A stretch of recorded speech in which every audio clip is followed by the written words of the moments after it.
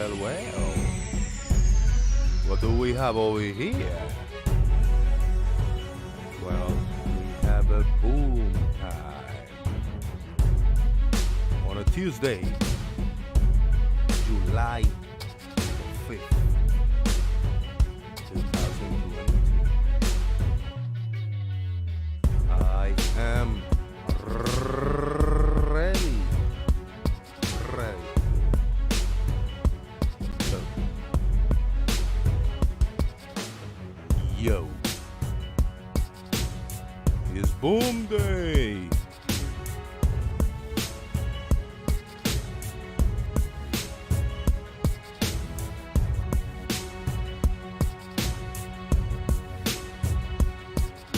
Oh yes, it is boom day.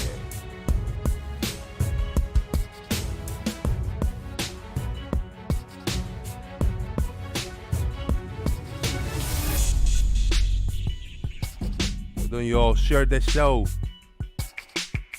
Copy the link, throw it in the Discord around.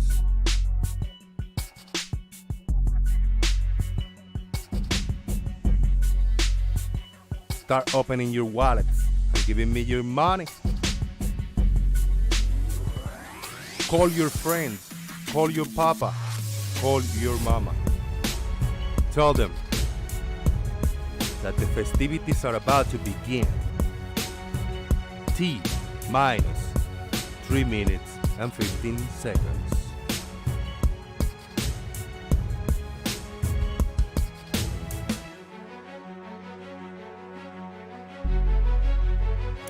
Let the rain begin. Of course it's gonna start raining when the boom begins. Oh yes, indeed.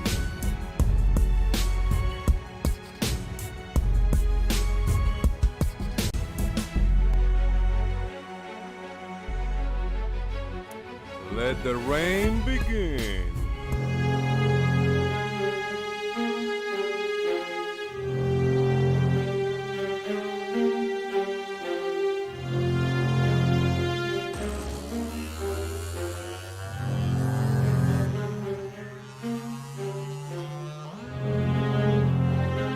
Ever heard the rain? Well, you're gonna hear it now. Because it's gonna start coming down.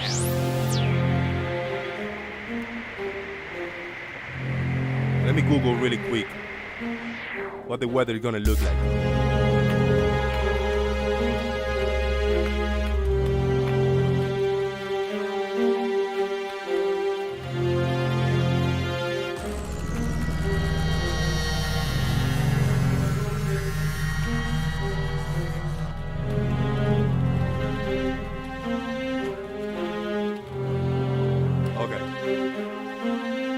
It's gonna rain. That's what Google says. Boom.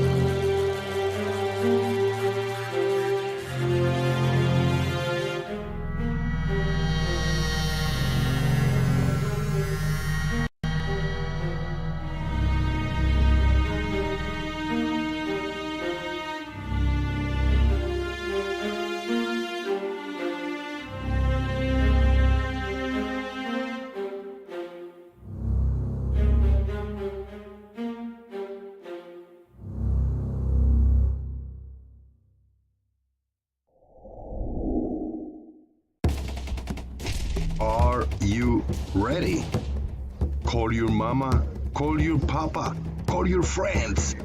The festivities are about to begin. Boom!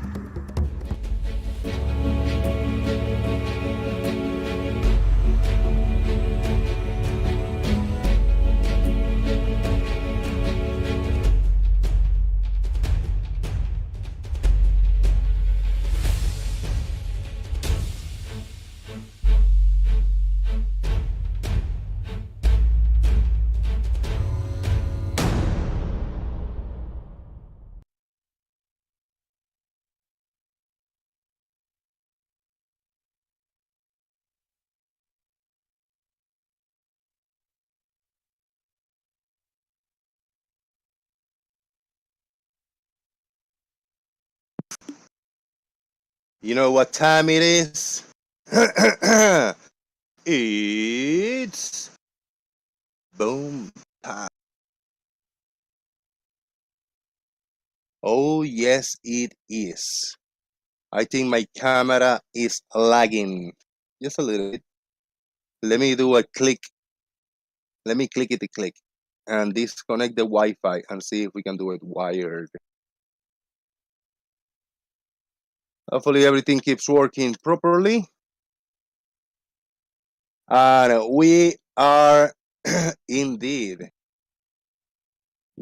ready for the festivities.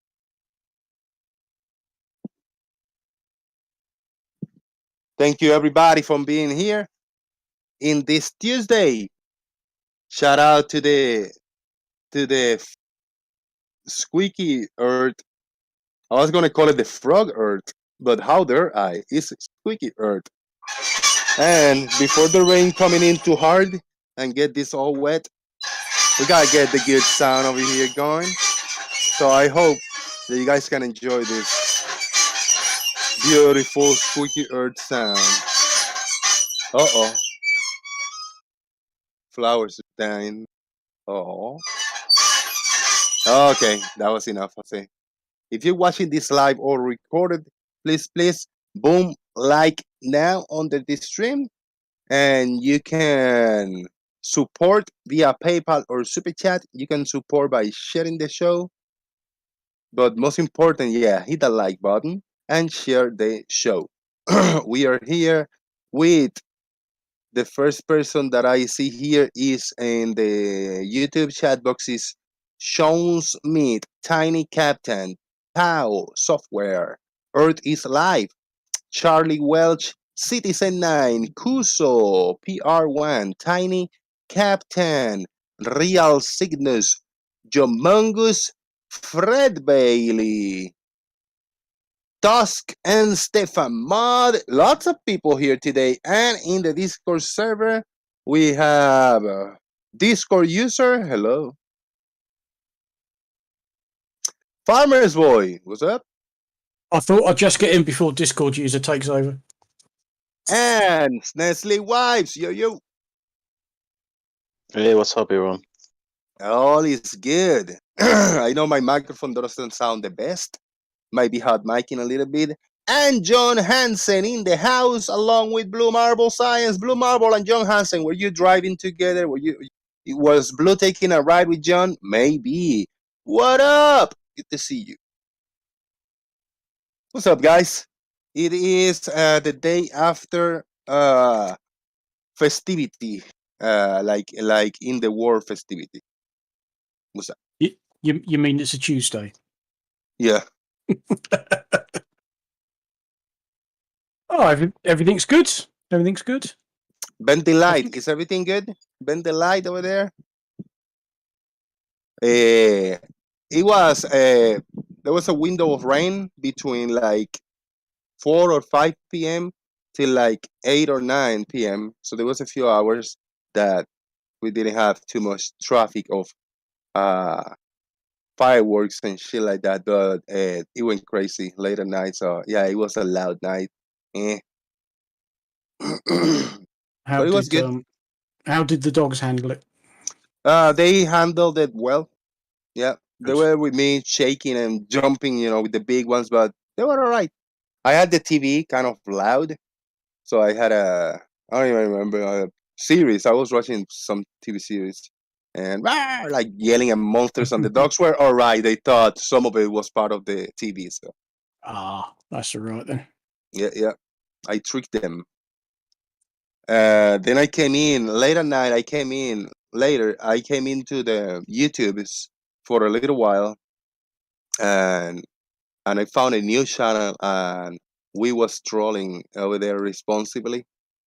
Who is we? Well, Tusk found me over there because I shared a link on Discord, and Tusk and I were responsibly trolling over there. It was funny.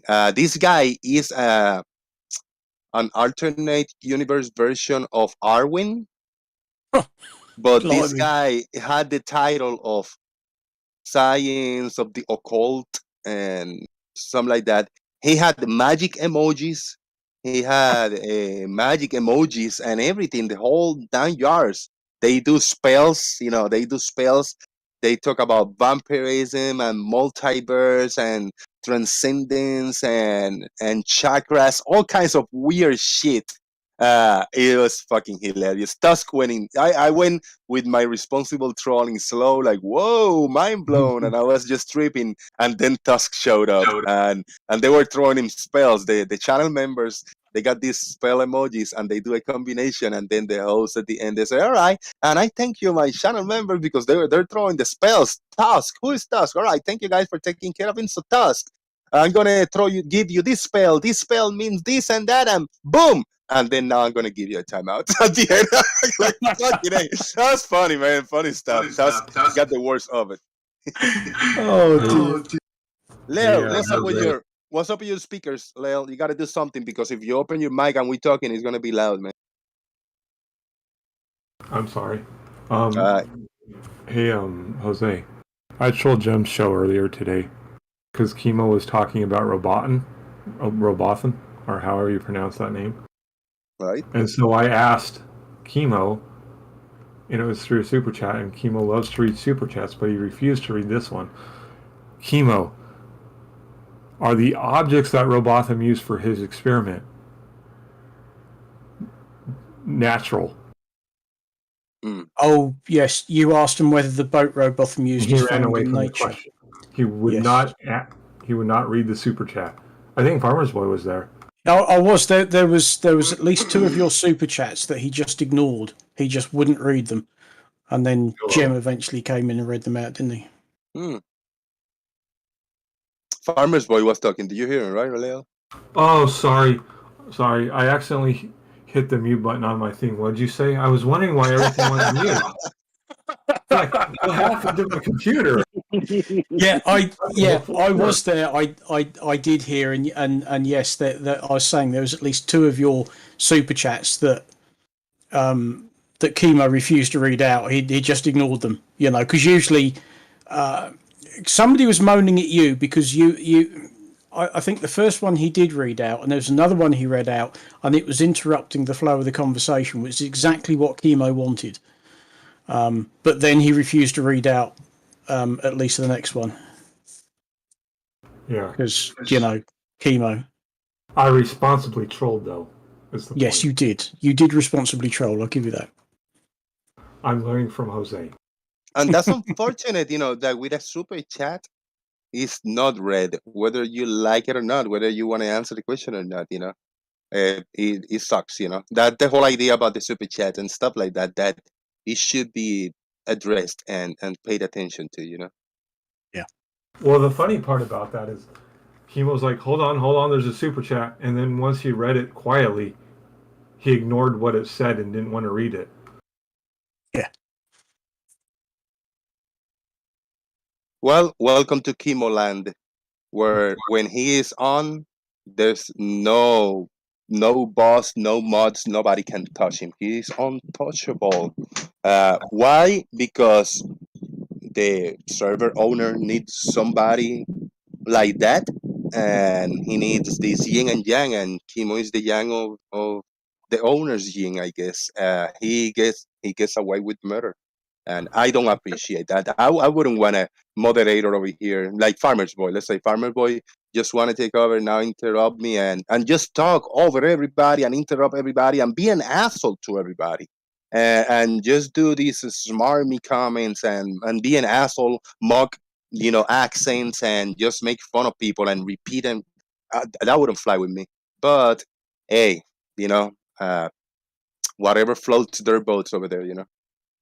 The only reason I even brought that up is because of the title of your show, Natural or Supernatural. Yeah, that's cool. Yeah, I want to entertain this because a lot of I have heard a lot of this. I'm gonna just call them flat earthers. I'm not gonna just giving any leeway.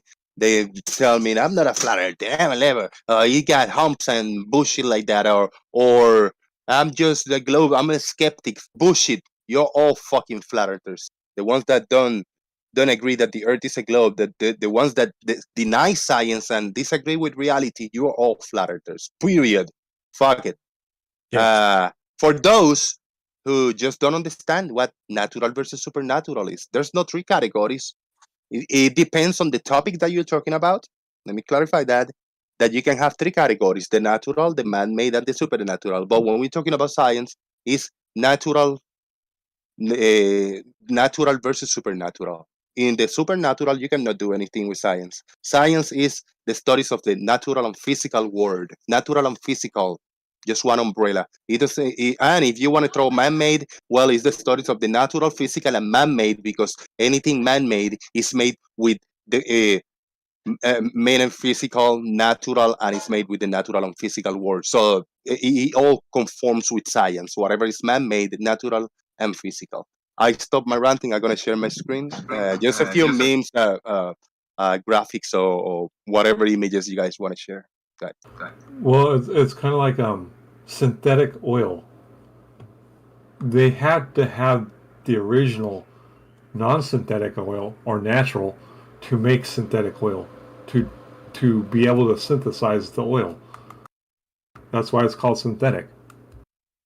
Yeah, the whole natural and supernatural has a very simple root to it, and I think this came about possibly in Victorian times. It was to differentiate, certainly within science, between natural, as in everything we can see and do and interact with, the natural world, things we make. So don't say natural and man-made, because it's all lumped together. Jose was absolutely right. It's all lumped together. It's everything that we can see, do, measure, touch, interact with. That's the natural world. And then there's the supernatural world. All of the woo, all of the made-up stuff that you can't test. You can't do anything scientifically with. And unfortunately for you, Lael, I'm sorry to say, it's religion is the main thing. They wanted to make the clear difference between everything that we can touch, see, test, interact with, and all of the made up nonsense that we can't. And that's the natural, supernatural. And you'll now, for years, lots of flat earthers said, "Oh no, man-made isn't natural." No, it is. In this context, it is natural because it's not supernatural. Yes, it is. And that's it. That's all it comes down to. So when they say, "Oh no, the natural world, you can't use that because that's man-made," I'm sorry, man-made is part of the natural world. Tough shit. Get over it. I completely agree with everything you just said there. That's good. Same here. I mean, even though I'm religious, I don't disagree with what you said there. Yeah, I mean, Yeah, 'cause are human children naturally born into the world, or are they not naturally? Nope, they're man-made. The supernatural isn't anything that you can test, that you can interact with. I mean, everything in the natural world, be it nature or man-made, you can test it. You can do something with it. Supernatural. How do you test an angel? What is an angel? Does it actually exist? That was. Armored by aliens, because TVB asks a legit question. Our earliest natural well, who have a hold of an alien? Who have done any test, any experiment, anything with an alien? How can we get a hold of one of those? As for right now, it's just a supernatural thing, kind of in your imagination or you believe. No. Yes, because I'll disagree with you both there. That's not supernatural. Go for it, please. That's speculation. Oh, That's like yes. that's like me saying the next species of shark, which is undiscovered at the moment, is supernatural. No, it is not. No. It is simply undiscovered. Yeah, you're talking Yes. about fiction. You're talking about fiction there. You're not talking about supernatural or natural. You're talking about fiction. No. That's you can't have natural, supernatural, and fiction. Well, we do. Science fiction. Yeah, I mean, fantasy. But it's not supernatural. Yeah. No, that's what I'm saying. It's not supernatural or natural. That's No, fiction. it's part of the different nat. thing. It's part of the sake.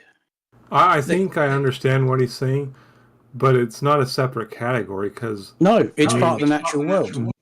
people in the natural world, which are natural people, create science fiction and fiction. Yeah, but you understand what I'm saying. A fictional character like Dracula is fiction, right?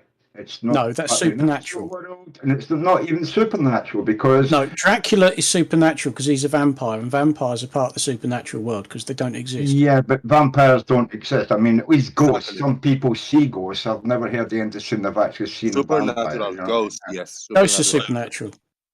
Dracula was originally fiction. I can agree. Souls I and can agree with spirits both and points of heaven view. and all that. That's One at a time, one at a uh, time. Let's go with Leal first and then you first. Third Leal. I can agree with both points of view.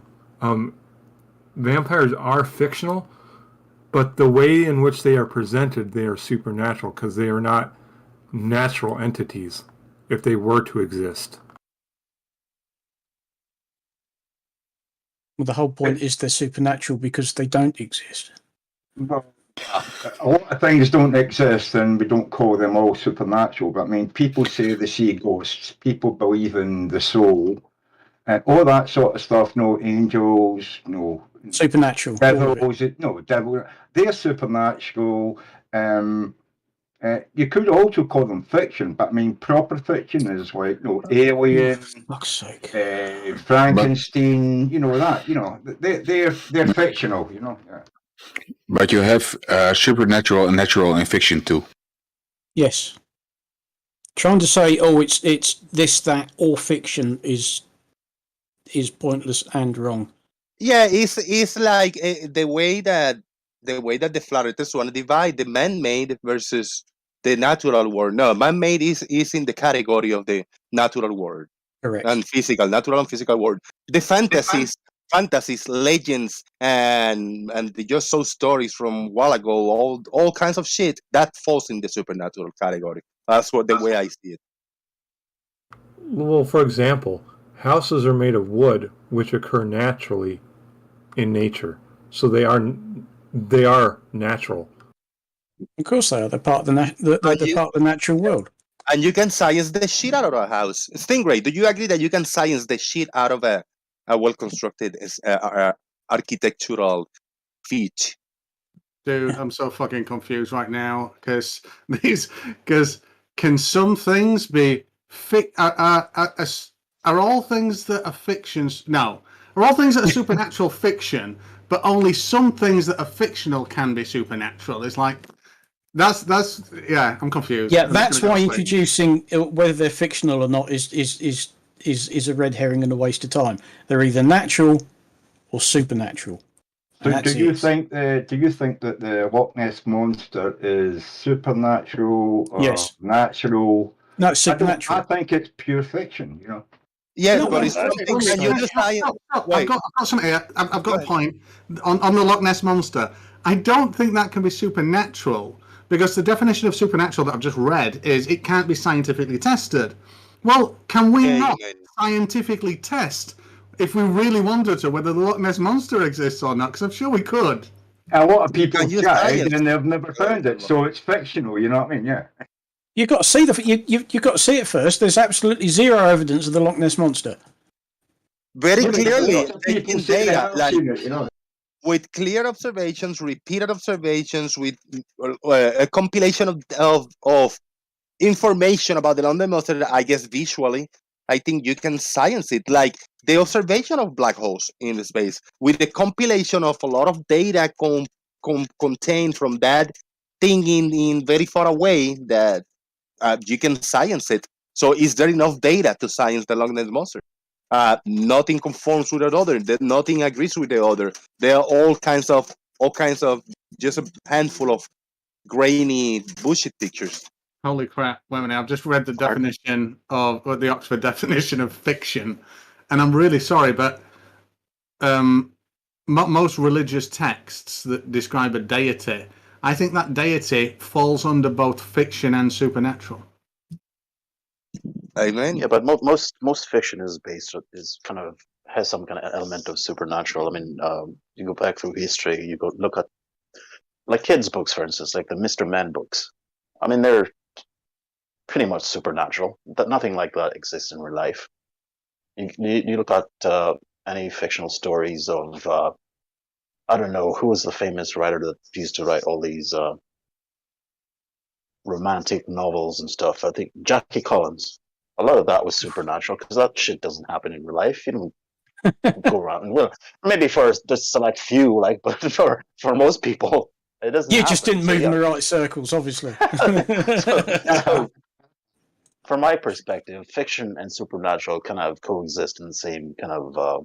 I think a lot of these categories can have crossovers, but some of them are definitely in supernatural, some are definitely in fiction, and some are definitely in natural. But I think there's a lot of crossovers in all these three genres. But you can definitely find some that fit into one or the other.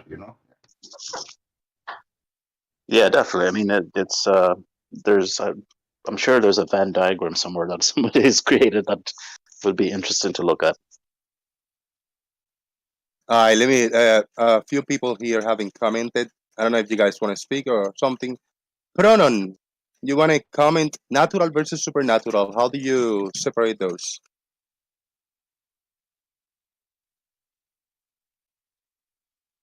I don't know how to really. I don't know. Let me get back to that. Yeah, right. No, I'm not trying to be rude. It's like that's No, it's all good. hard. Yeah, it's a tricky one. How about Tiny Captain? Let's go with Tiny Captain while you gather your thoughts and jump in whenever you want. My thoughts about natural and supernatural. Well, what I said, in fiction there's natural and supernatural as well. But for example, what Farmer's Boy said about the Loch Ness monster, we do not have proof of the Loch Ness monster yet, or any evidence, or if he exists. But because you can gather evidence about it, that there's nothing to find about it, you can actually say that it's a natural thing. Because if you find something remotely like it, so yeah, that's the same with extraterrestrial life from other planets. We don't have any evidence yet, but that is not supernatural. Supernatural is something you cannot touch or never can touch. All right, let me go up the list over here. The Stingray, in relation to science, natural and supernatural, what can you comment on it? Only from what I've read and what I think now is true. Supernatural is anything that you can never science on. So it could never be proved. It could never be disproved. It's like like the existence of angels or a god. It's just it was made up by ancient man and it can't be proven or disproven. So that's entirely supernatural. And I actually think the word supernatural is. I don't like the word supernatural because it seems to say that it's a superfluous to natural, like it's above natural because it's supernatural, and it's like no, it should be super made up or super fiction or something like that. It shouldn't actually be called supernatural. It should be outside nature or made up or just some. I don't agree with the word. That's fair. That's good. Leo, in relation to science, natural versus supernatural. What is the opposite of natural?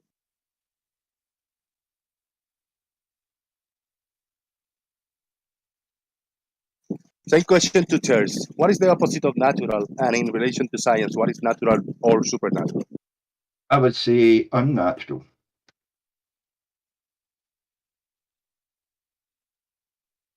Did you get me there? Unnatural. Natural and unnatural, you know.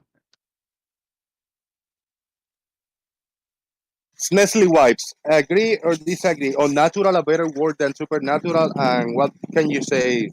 Can you science something unnatural? This is probably one of the first times I agree with Stingray. I think the term supernatural is not appropriate. No harm, Stingray. I do love you, but I think supernatural kind of implies that it's something more fantastical than the natural world, which is completely incorrect. I just seen somebody typed in the chat paranormal, and that's right. No, so you've got normal, and then you've got paranormal, and I don't know para. You could look that up. Is that also like supernatural, paranormal? It's either normal or unnormal, natural or unnatural. That's the way I look at things, you know. All right, Pronon. Well, before we go with you, Leel came back. Leel, natural versus supernatural. What is the relationship with science? What do you think about those? I'm not sure, but I had a thought because I went downstairs to make food. I want to ask Farmer's Boy, if I watch a TV show like Supernatural, is the show supernatural or is it fiction? It's natural. You're watching a TV show. It exists. But it's fictional. The characters the characters don't exist in real life. The content is paranormal, though, isn't it? Yeah, we're getting. Let me. We kind of. I've just got 2-3 more people to ask, just to give thoughts. Take a minute or two, and then we'll go to the discussion. You guys are into something there. It's silly, but into something. Pronon 1990. In relationship to science, natural and supernatural, what are your thoughts?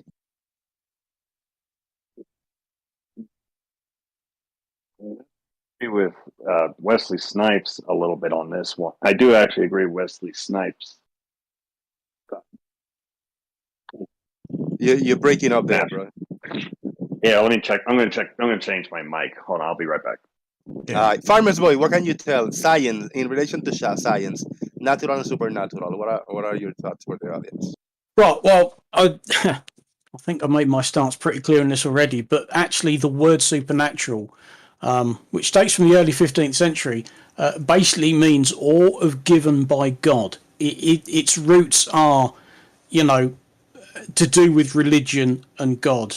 And that when we talk about something supernatural, it's over and above our natural world because it's come from God.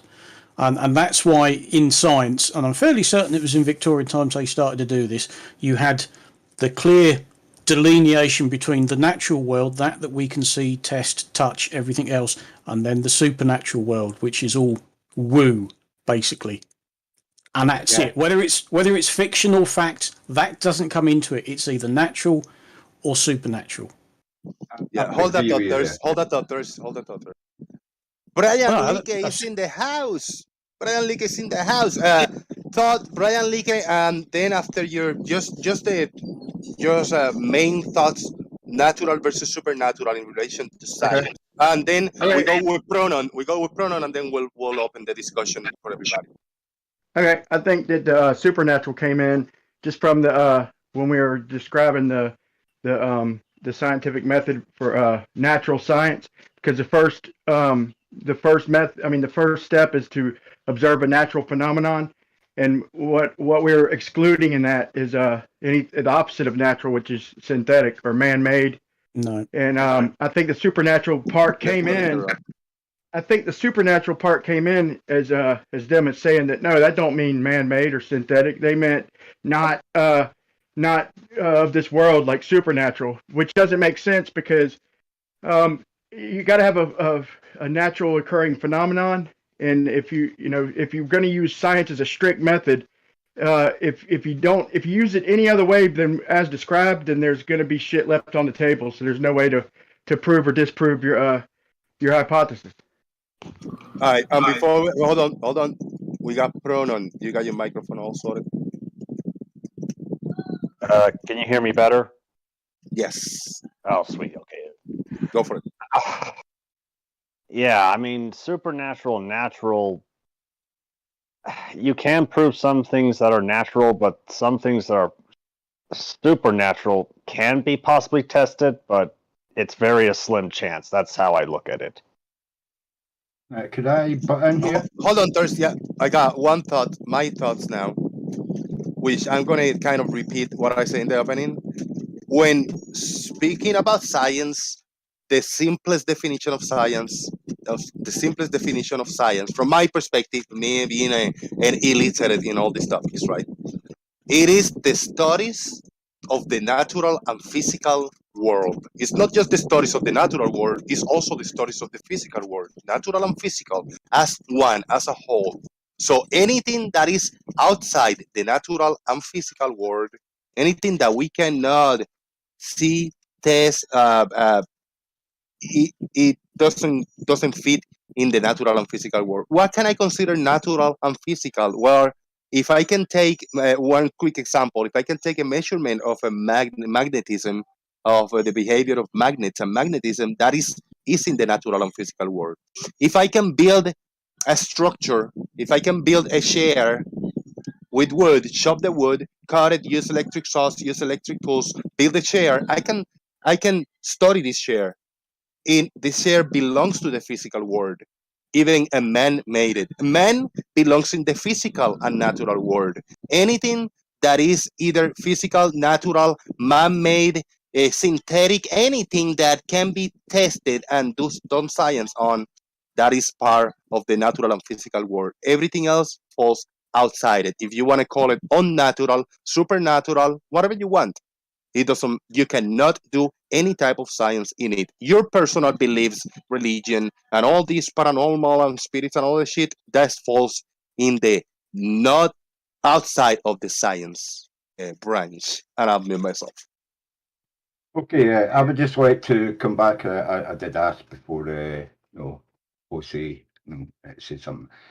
We used to believe that, thunder and lightning, deluges, winds, terrible tornadoes. We all used to believe in, all around the world, people have worshipped, the sea gods, the air gods, the thunder gods, you know what I mean? But we, by now, have learned that these are natural occurrences and, there's no God controlling it. And I think this is what we've got to realise, that, a lot of things that we thought were controlled by gods and spirits and, super beings are just nature. And the more that we delineate that these are just natural occurrences, the less people of religion have got to say, oh, that's your God doing that, punishing people for their bad behavior, blah, blah, blah, So, yeah. I think it was metaphor, Terse, like when they said like gods, like there's an actual God up there popping off lightning. I think what they meant, it was metaphor for God, the people, the creator. No, the I'm creator, talking about back in the day. People used to worship gods who Let's give him. thunder. Let's not interrupt in between. Thirst. Let Brian get his full statement out.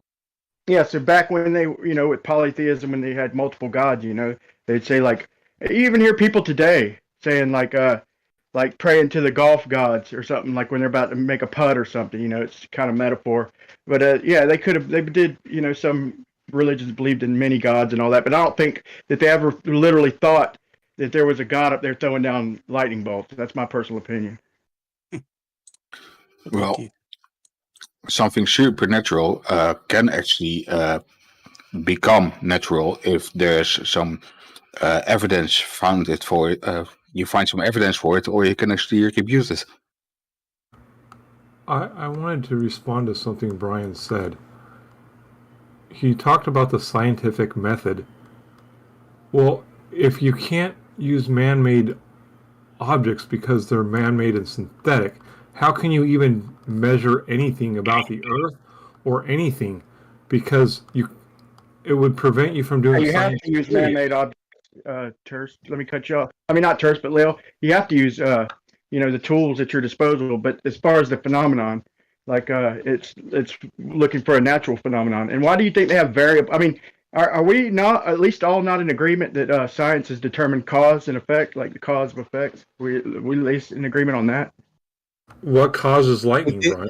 depends on the method that you're using. Depends of what scientific method you're using. One of the many abundant scientific methods that exist. Yes, it's about cause and effect, but the key word is does it belong in the natural and physical world before you try to apply this science.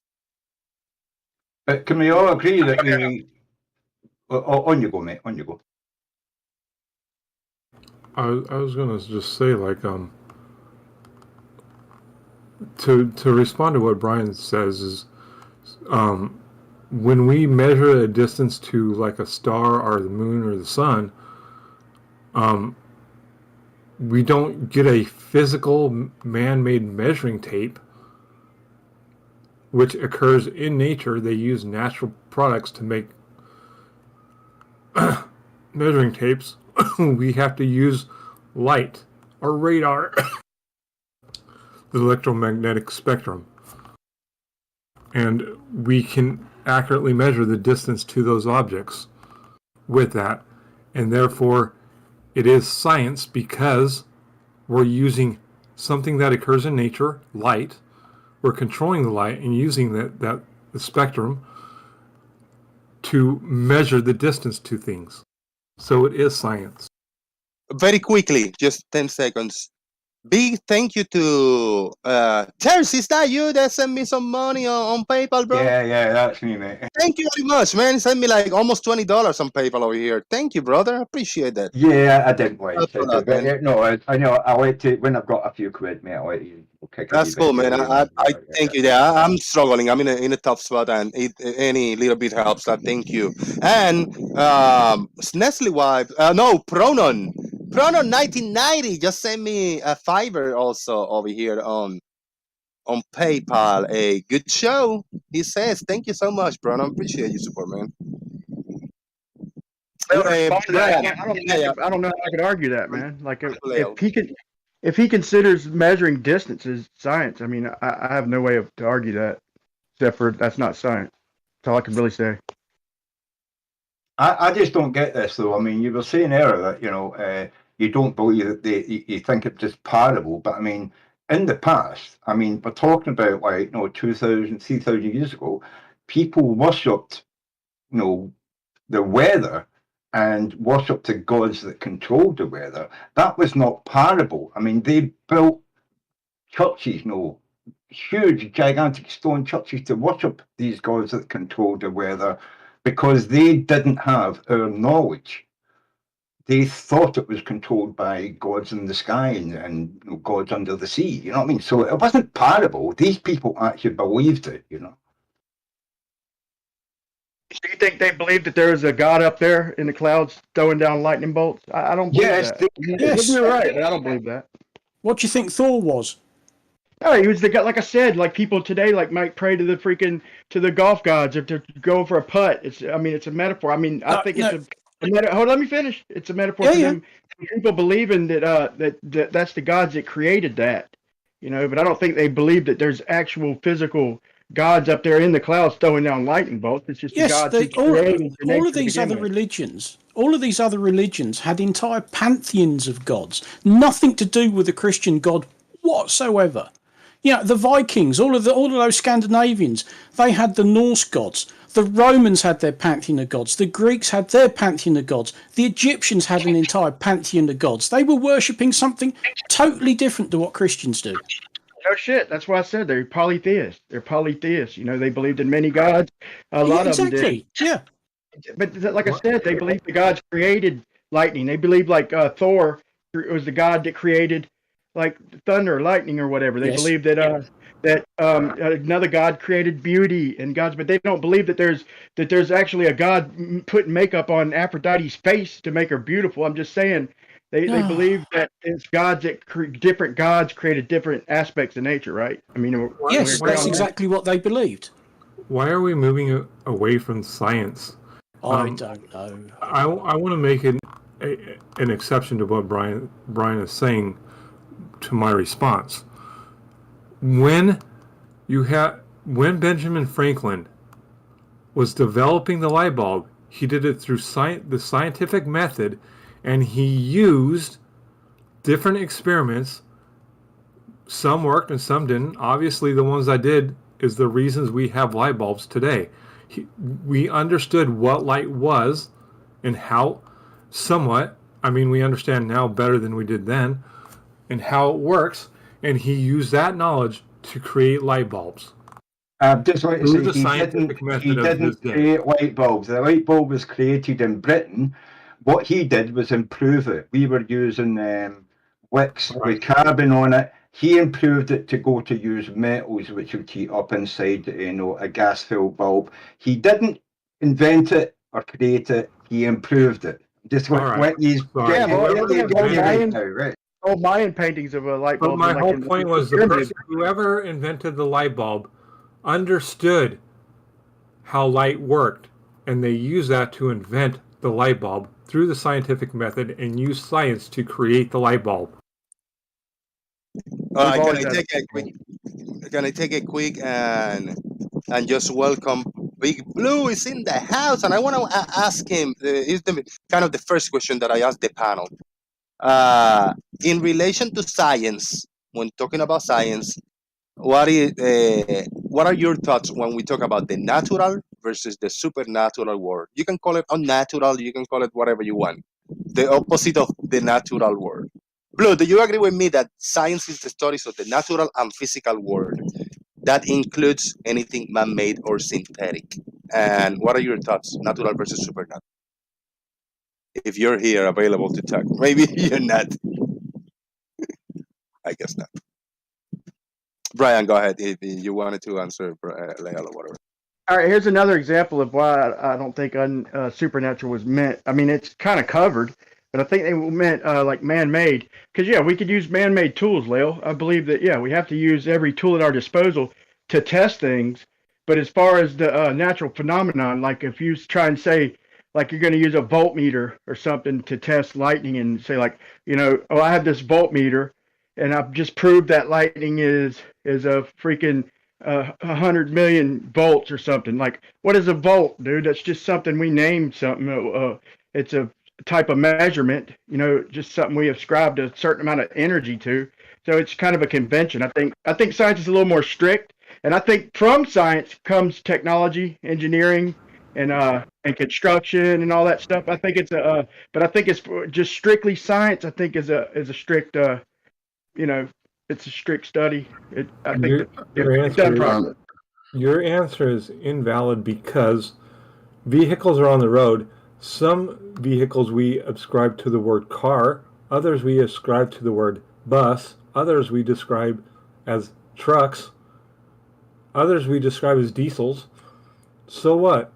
The people who created the light bulbs understood light and how to use light and create the light bulb with science. Yeah, and I'll give you an example. Like they took a glass bulb or something, After Brian, can we get tiny captain after Brian? Yeah, if he's trying to get a word in, man, I can wait. You go ahead. If you want to answer Leal's question and then Tiny. Okay. First off, they had light bulbs in the freaking pyramids and old Mayan wall paintings. You could argue that it was something else, but it looks just like a fucking light bulb. I think we've had light bulb as long as we've had glass, damn near. I don't think people were ever dumb cave dwellers. As long as they had food and shit and wasn't struggling during certain periods of time, as long as there was food and they had time on their hands, I think they were advancing and developing shit. And I think every mark of advancing technology meant longer periods of peace and prosperity. And we just happen to be at the end of a long good one. But even in my mind, that'll reset here eventually. But what does that have to do with what I said? You're talking about a voltmeter and measuring the voltage of lightning. And I brought up the cars and stuff as an example of why we assign words to things. And you're rejecting the assignment of the voltmeter to just show that you disagree with it measuring lightning, but you're not describing why. Lel, Tiny Captain turn was, and you Yeah. spoke. Yeah, my point was actually, well, you can actually touch the voltmeter. You can actually be shocked by the volts. So that belongs to the natural world because you can actually touch it and be shocked by the volts. So it doesn't belong to the supernatural. So it belongs to the natural world. That's the whole point. Yeah, that might have been a bad example. And Lil, I'm not disagreeing with that. I maybe need to think of a better way to refine it. Yeah, we define cars and buses. Yeah, they're all vehicles. I'm good with that. What I meant is that engineering and technology stem from science, but they're not science. Science is well, tell me this, Lil. Why have variables? What is the reason to have variables in the scientific method? Anyone you choose. What's the reason for variables? Well, I'll bring it home to you when we're talking, like Tiny Captain just talked about voltage, and you talked about voltage measuring lightning. There are different variables of the intensity of electricity. That's why they created a voltmeter. Not all things need the same voltage. Yeah, I agree. Also, It's a good convention. put too much It's volt very useful too. into like a car stereo, you're going to fry the stereo and maybe even the car. But no, but yeah, I agree with that too. But what can you at least answer the question about the variables? Why would they have variables in the first place? I thought I did answer the question of variables. Variables, like the existence of different variations of voltages of variation, which is a word for variable, is a different variation. There's a different variation of voltages. So they create. I'm not talking about volts. I'm talking about the created- scientific method, bro.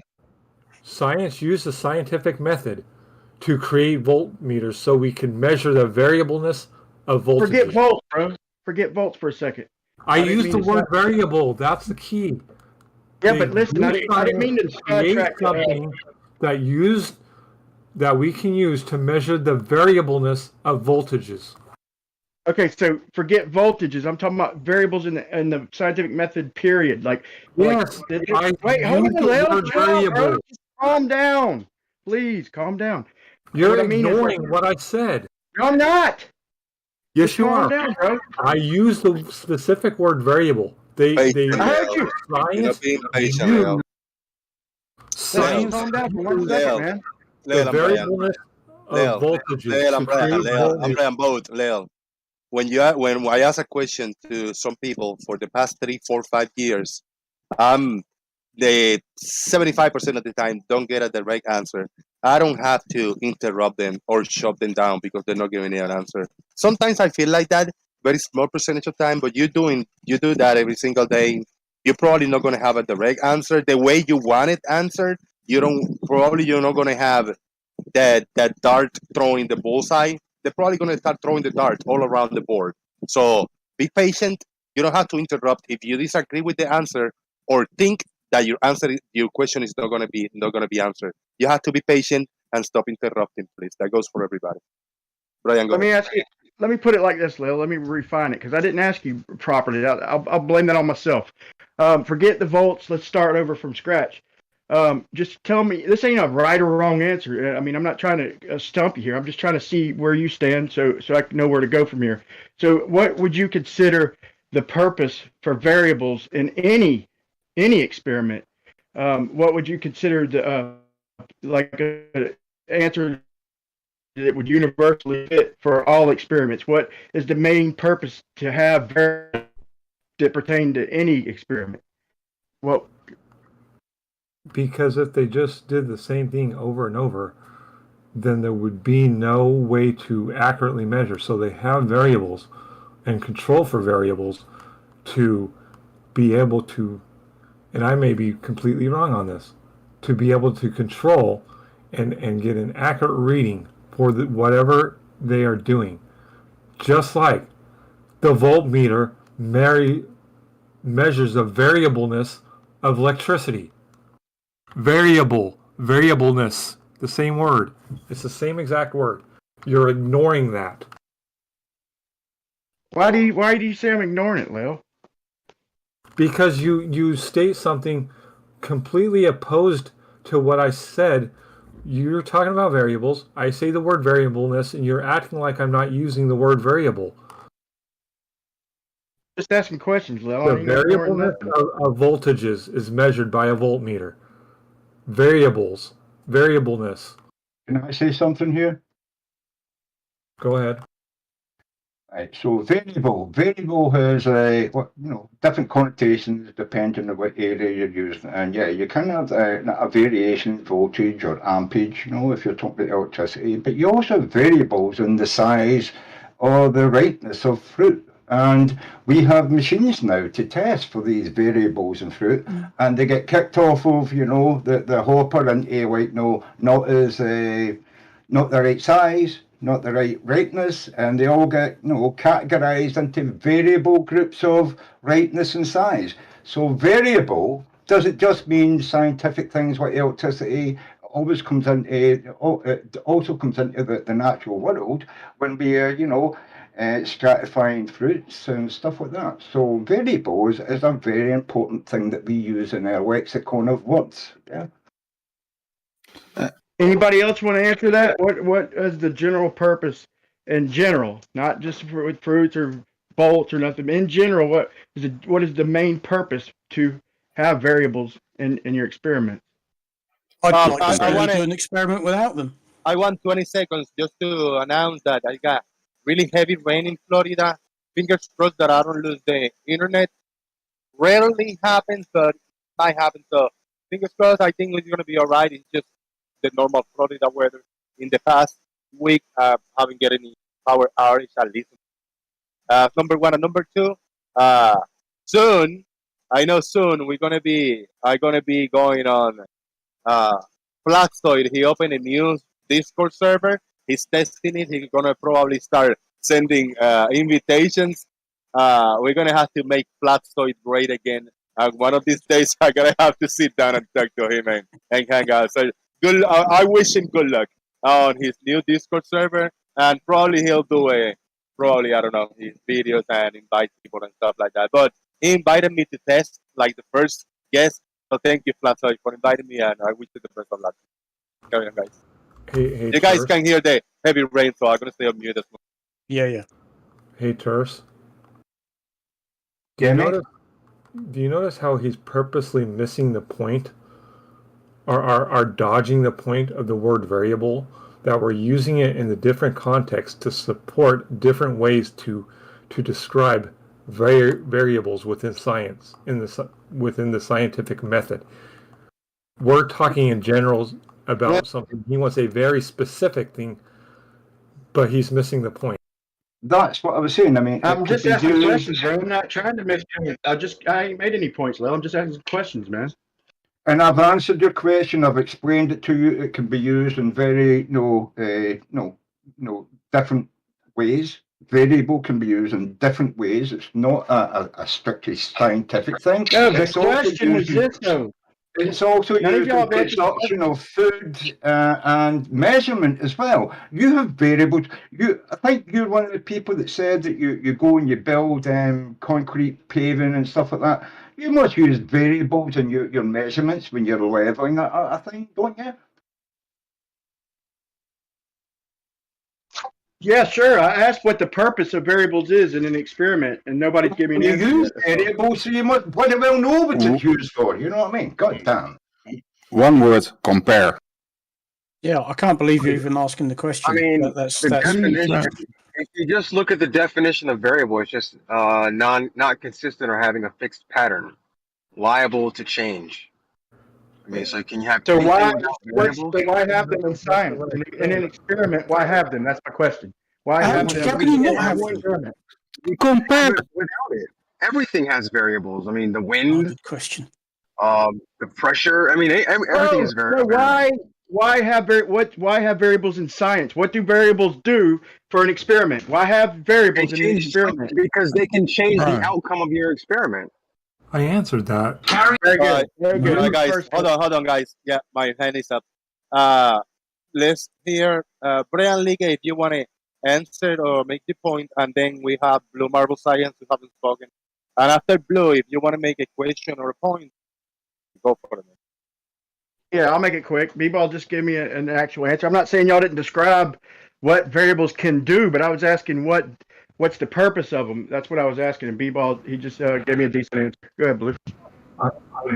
I did answer that. Oh, sorry. Leo, you got to mute. Hi all. Oh, and Brian, I guess my question is, what do you believe the purpose of the scientific method or a scientific experiment? What is the purpose of it in the first place?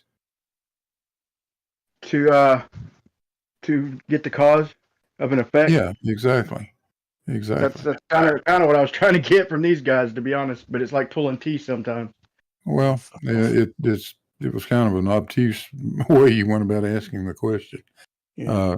But that's the bottom line to it. And at the end of the day, we observe something happening.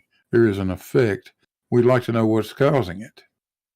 Well, I didn't ask that question until they specifically said that experiments aren't for cause and effect.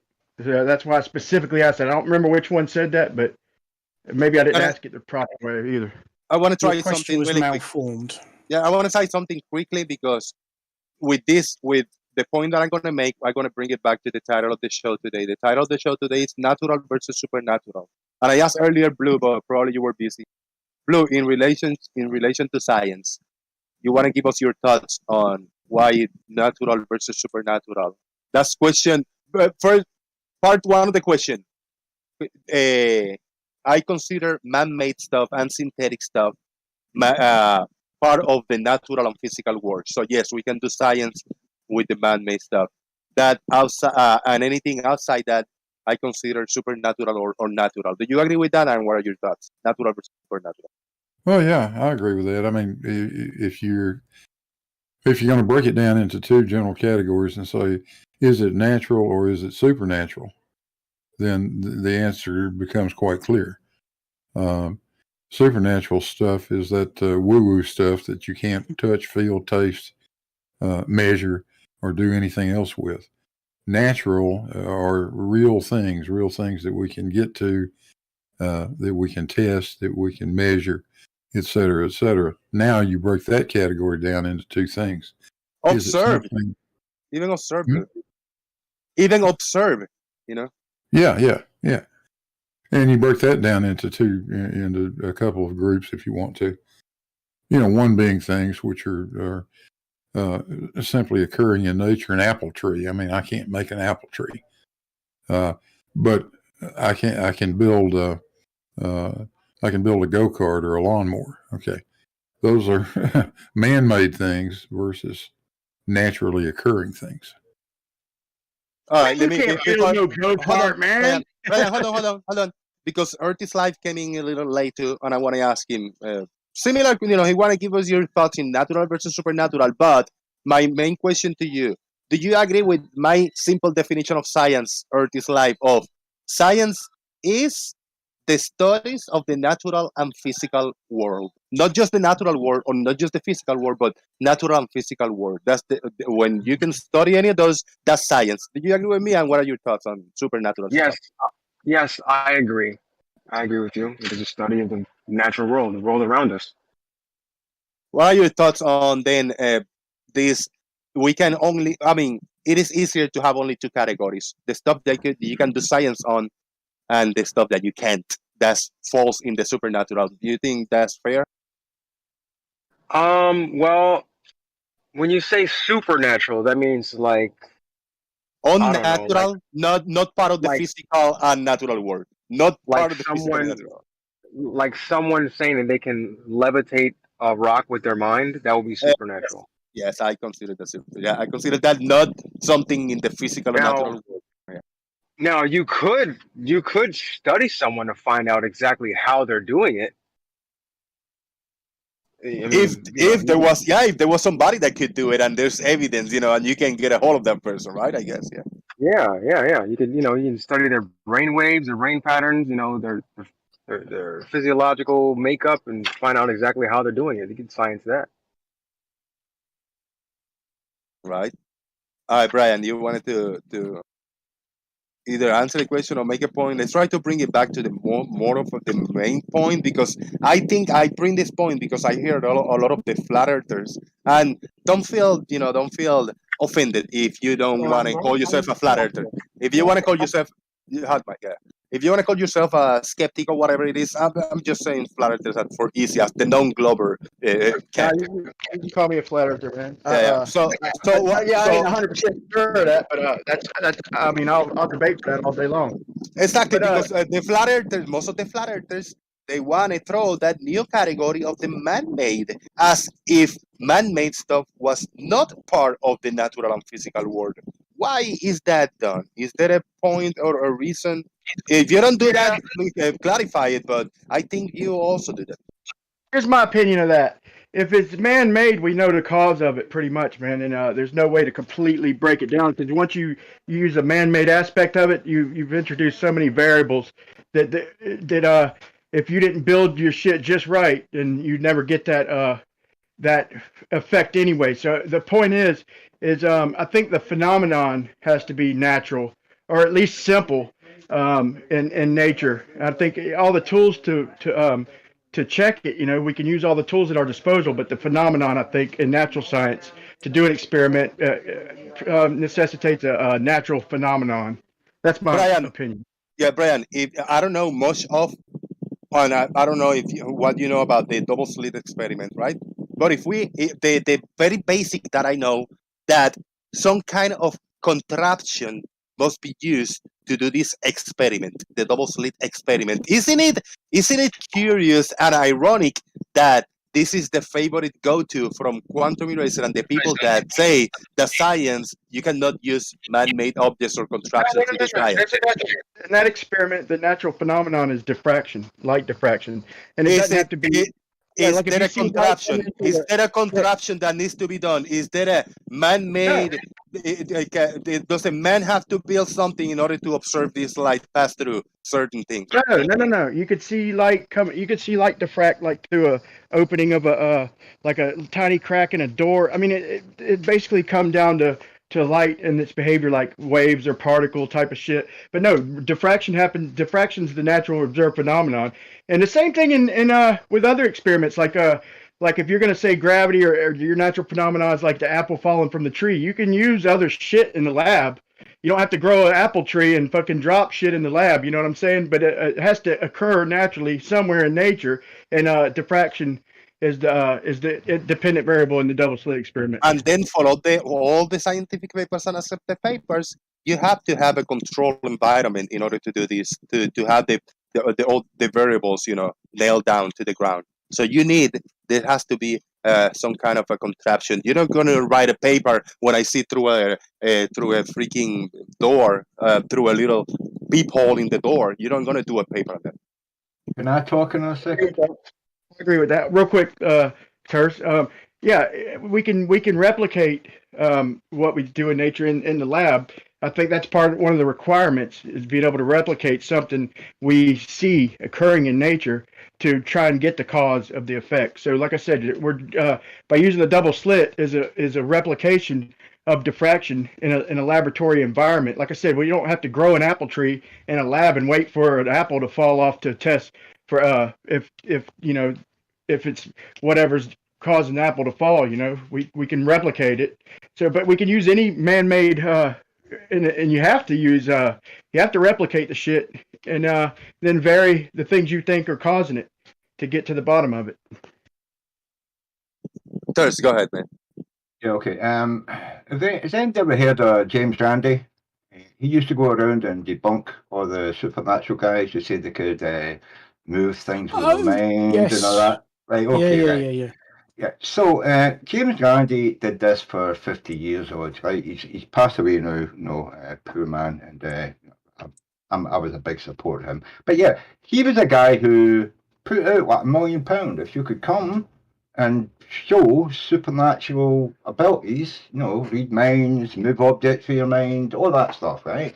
Nobody ever won his $1 million because it was all bunk, and they had to do it in a controlled circumstance, just like Jose was saying, under controlled circumstances where people were watching you. Now, these people could tick millions of people on TV shows all over the world. But as soon as they get into James Randi's studio, they couldn't get it. And they made up all this crap about bad vibes and bad juju and bad feelings and all that.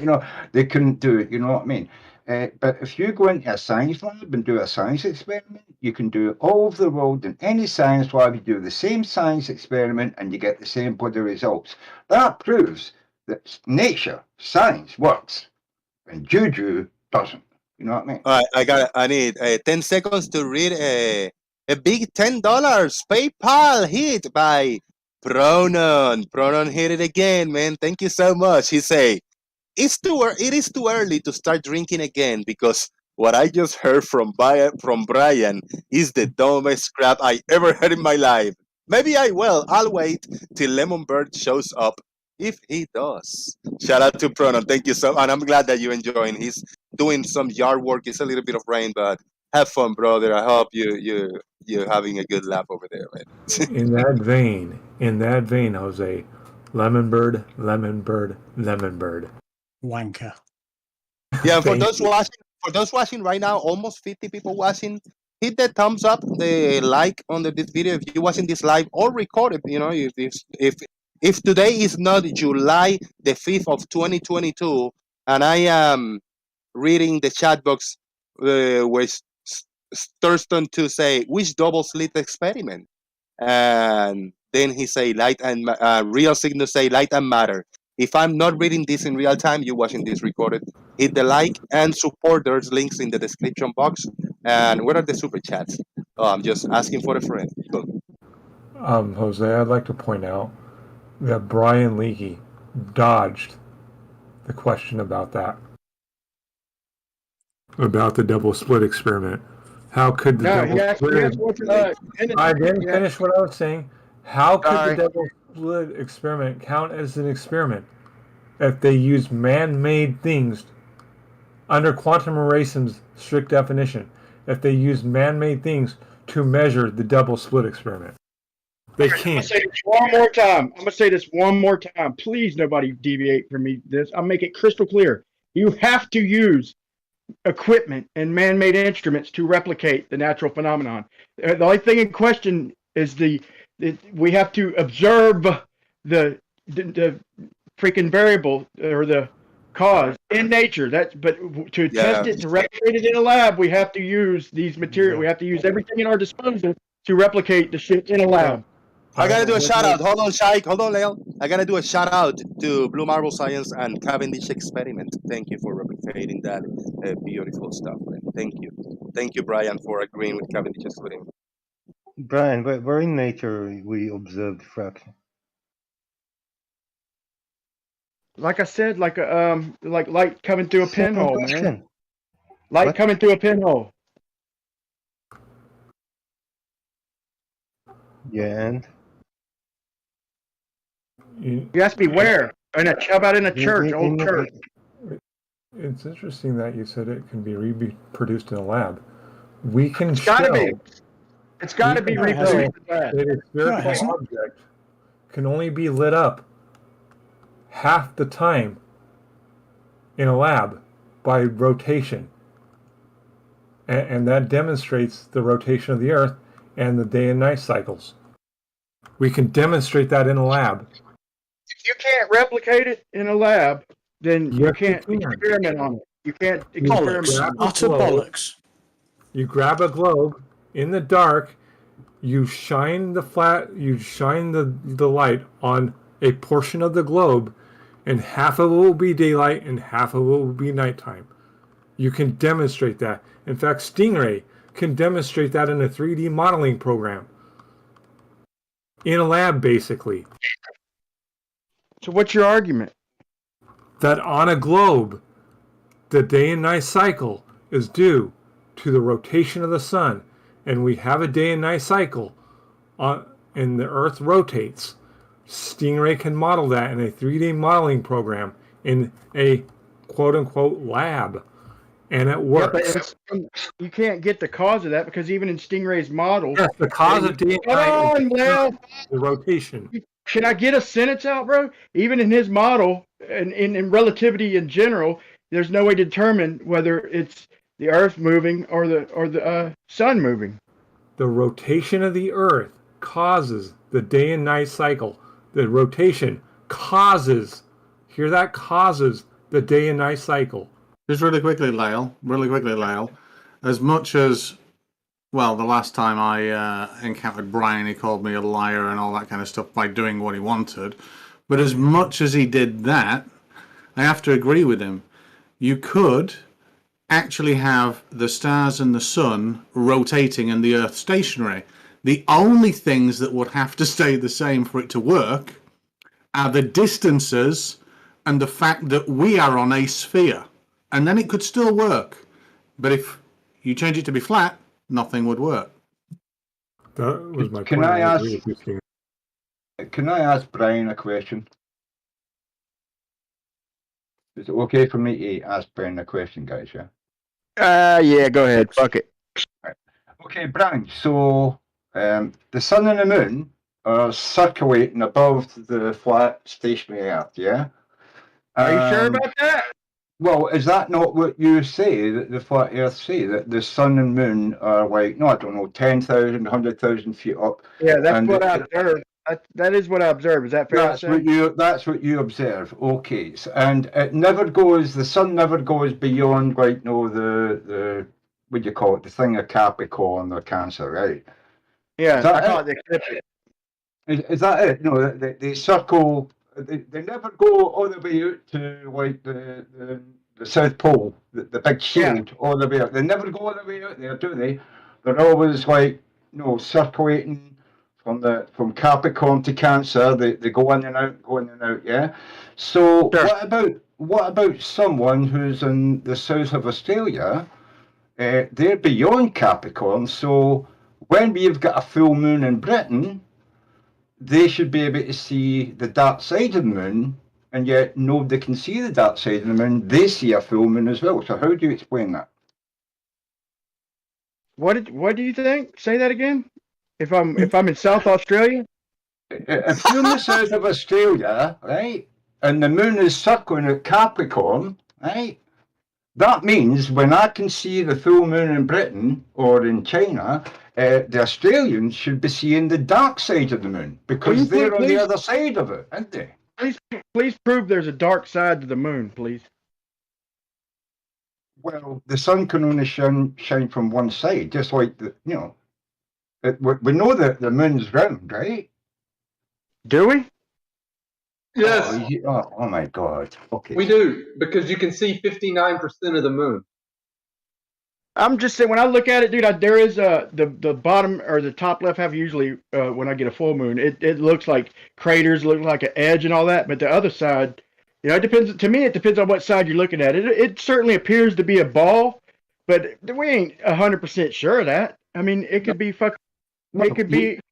It could be plasma. It could be a fucking a reflection. Some people say it's a reflection of the Earth. It could be made of cheese, Brian. It could be made of cheese, mate. Yeah. Yeah, but for you to tell me what I have to see, because the Earth isn't a ball, that's kind of a straw man. Is my point. I'm not saying that it's a ball. I'm saying the moon is a ball, and we can see that because we see different phases of the moon, where it's like a quarter, 3/4, a half. You know what I mean? We see it, phase in and out.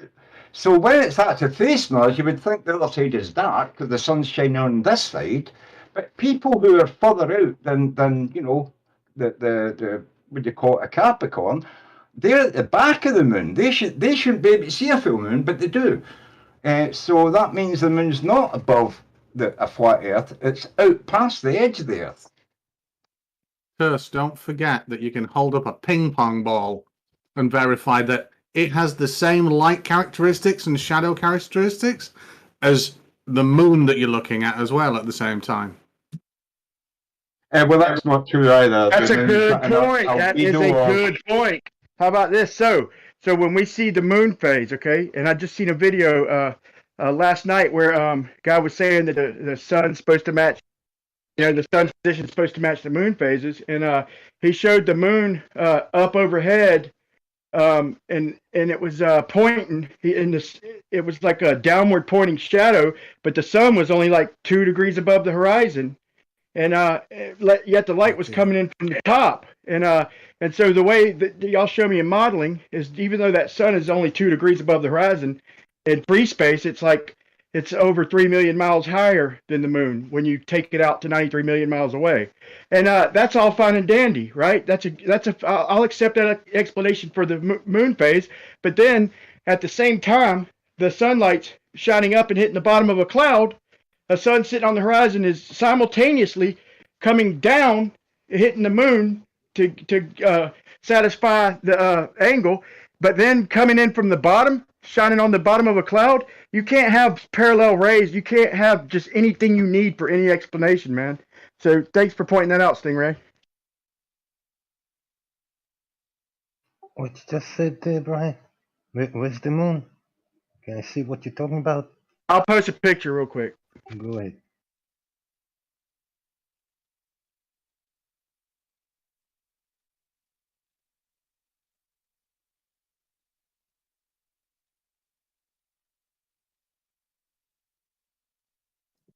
Whoops.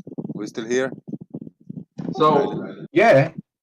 I Yes, we're still still want, here. I still want Brian to answer me. What are people seeing from outside of the circle of the moon when it goes past them? What are they seeing? No, when we, in the inside of the circle of the moon, we can see the face of the moon. What are the people in the south of Australia seeing? You know what I mean?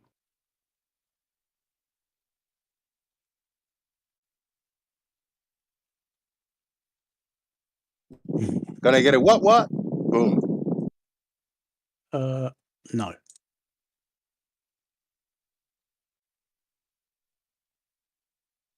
Dude, I had my fucking A. I have my folder open, one of the folders. And I lost the whole window. Oh, there you go, it's back. Fucking A, I thought I lost. I thought I lost the show. Now the task, but the bar. There you go. Everything is back to normal. That's why I asked, "Am I still here?" There's a silent for a second. Fuck. Gotta shut all this down. I've lost everything. Yeah. Okay. Oh dear. I mean, see, I this got is the told. question. This is the question that flat earthers cannot answer. Right? They say when you see their globe map, right? You see the sun and moon, and it's circling, and it never goes beyond what the Tropic of Cancer or Capricorn, whatever it is, right? It goes between those two over the equator. So, what do the people see outside Capricorn when they look at the moon? When we're looking at it from our side, from the north? What do people in the south see when they look at the moon? No flat earther can tell me what these people are going to see. And this is a question they've got to answer. And this is from the earth. We don't have to be in space to see it. They've got to tell us what people outside Capricorn or whatever it is can see. You know what I mean? Because the southern hemisphere is fake.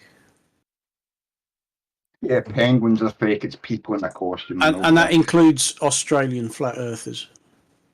I'm still waiting to hear where we see the double slit in nature. You don't see it in nature. It's a scientific experiment that's only done in laboratories where they can actually It's still in nature. Yeah. Still natural. Yeah, it's still natural, but you can't see it just standing on the earth and looking at the sun. You're not going to see it there. You know what I mean? I've got a question then. If you're on about double slit, where do we see any EM signal in nature? A pinhole, light coming through a pinhole, just doesn't cut it, does it? So, light coming from a pinhole, you accept that as an electromagnetic wave. Now, have we ever seen Wi-Fi at that frequency? But we can detect it and we can read it. So what we can do is, based on the frequency of the wave, we can work out its propagation properties based on the frequency and its interaction with other surfaces. So yes, we can kind of get to the bottom of that really easy. Can I ask a question? Can I ask a question here? Is it Hold true on. that There's hold on. Yeah. Like a few people started at the same time, but Blue had a split second head start there. Go ahead, Blue. we can quite easily see electromagnetic signals coming from all over the universe, Stingray. I mean, turn any radio telescope to the heavens and you will witness and receive no end of radio signals coming from everything. So it's not like that we can't see that in nature, caused by things in nature.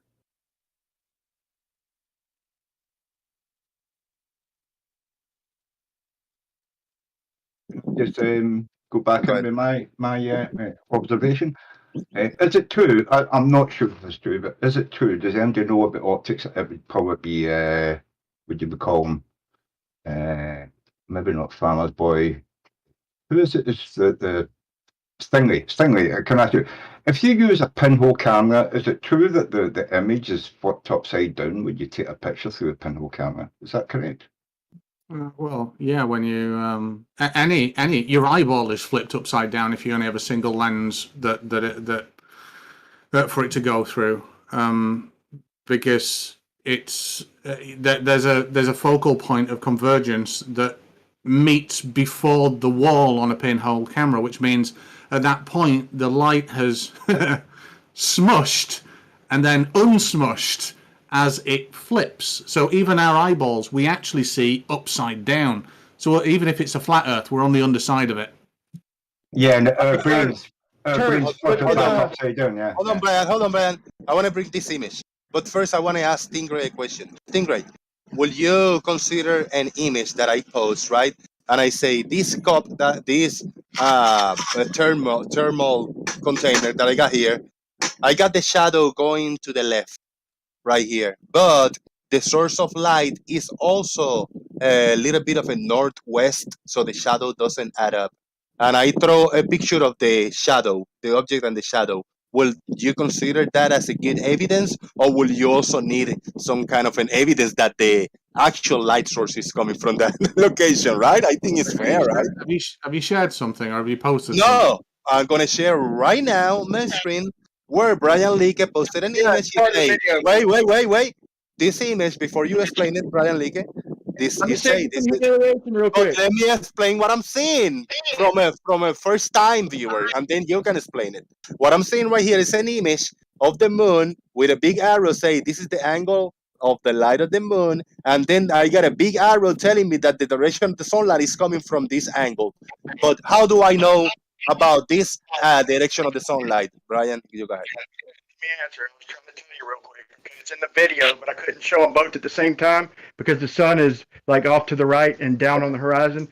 So he goes back and forth and shows where the sun is, but I couldn't show them both in the same picture, and I couldn't post a video, so I just showed the directions. If you go to the video, it's a 12-minute, 30-second timestamp, and you'll see where the sun's coming from. This is something we see all the time. So I asked Terse, okay? He's asking me to describe the damn what we see on the moon. So just can you describe that one to me, Terse, with the sun sitting on the horizon and the lights coming in from the top? Will you explain that one to me, Terse, on your perfect ball?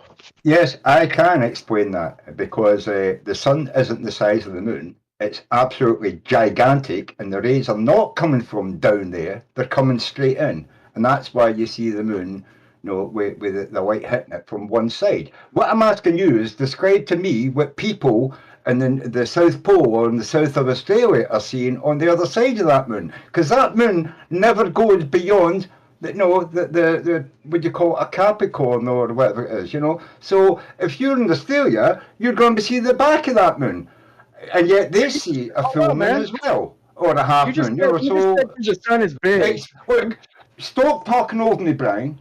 I'm asking you a question.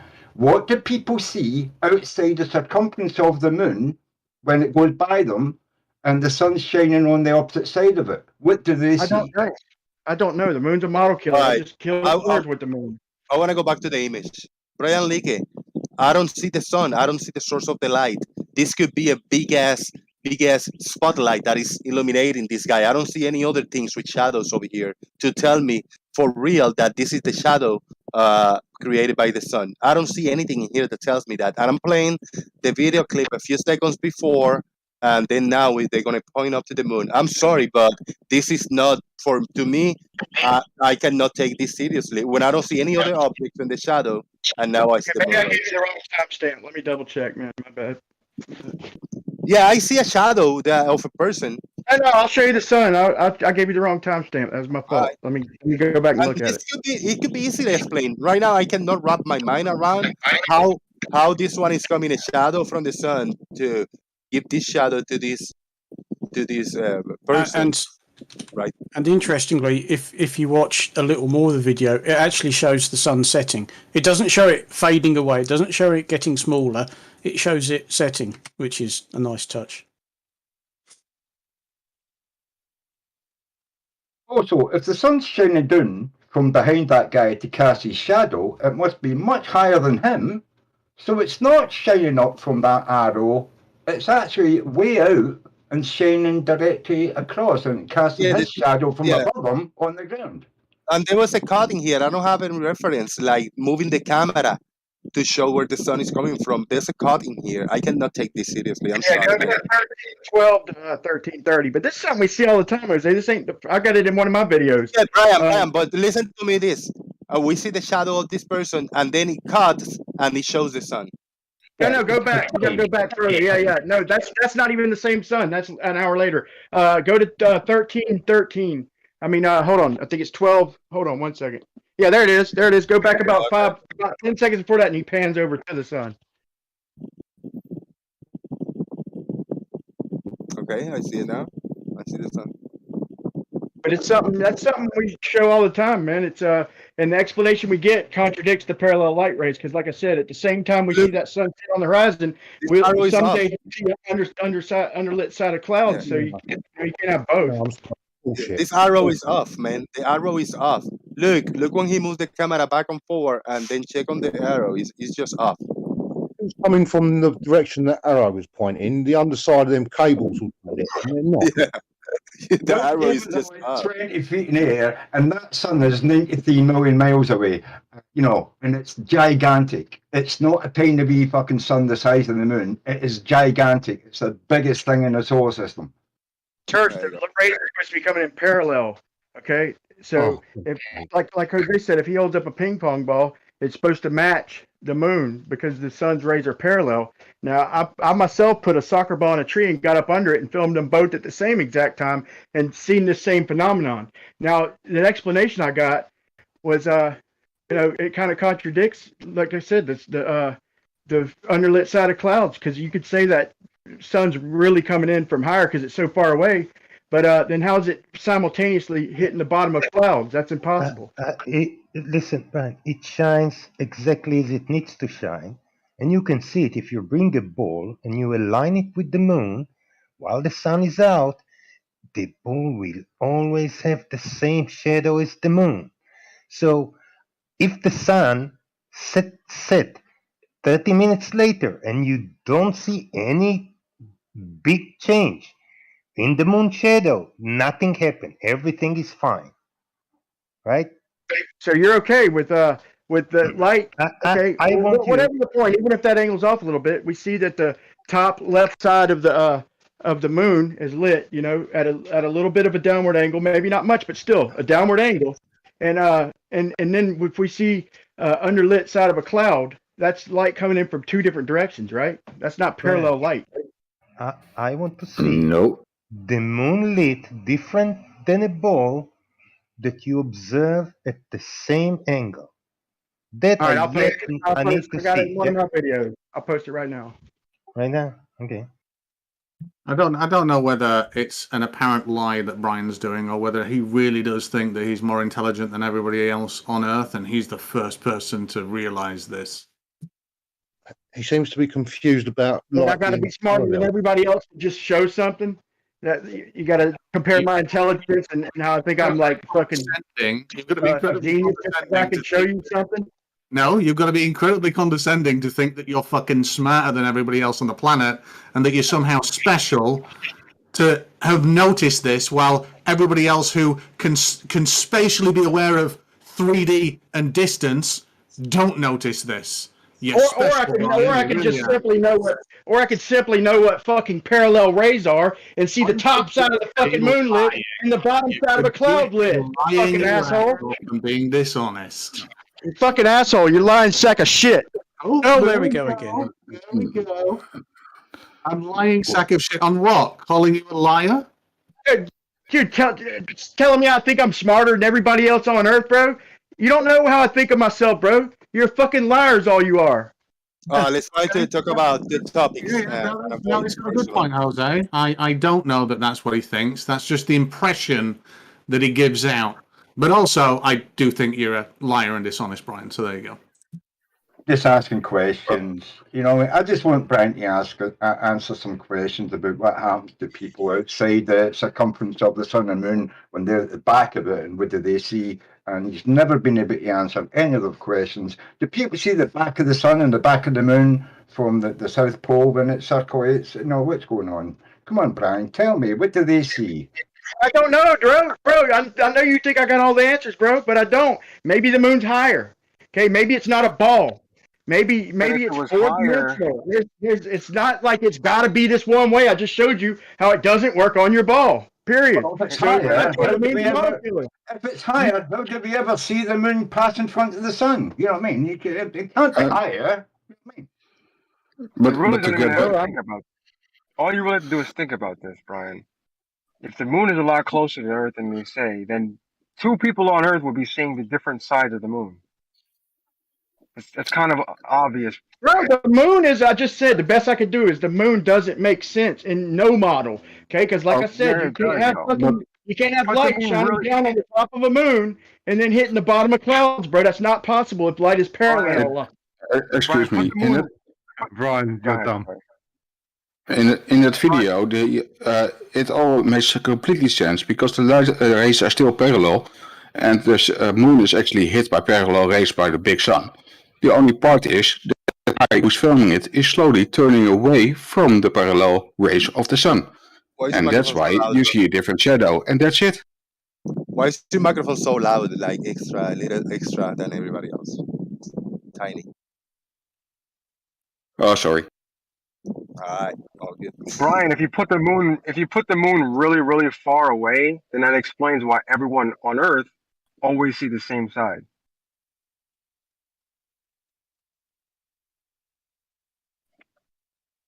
We actually get to see 60% of the moon. Yeah, a little slight variation, but most of the time we all see the same face of the moon if you just look at it. I want to give hold on, Thurs. I want to give a proper shout out also to everybody watching on YouTube land. If you haven't hit the like button, do so now. If you're watching this live or recorded, if you're watching this recorded, go ahead to the comment section, the comments, and let us know your thoughts. And it's easier for us to find also your channel, your videos, and anything that you have to share, and continue the discussion there.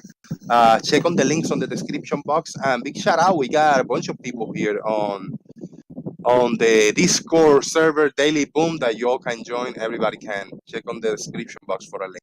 We got Termin in the house, also Bogrov, Brian Leake, Bros Tremesis, Chaik, Discord user, Earth is Live, Farmer's Boy, Gary Webenga, Hoymar, Moyogman, Pronon, Snessley Wipes, Turs, the other Merle, the Stingray, Tiny Captain, and me, Flip Flop. Jose JG. Boom.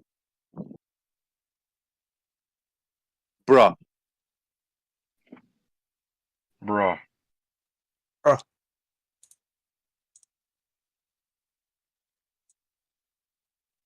All right. While we're talking, the moon. The moon is part of the natural and physical world. Oh, Then yes. I brought it back around, talking so much about this, but so much science for hundreds, maybe thousands of years have been done in relation to the moon. So, yes, the moon belongs to the natural and physical world. Anybody disagree with?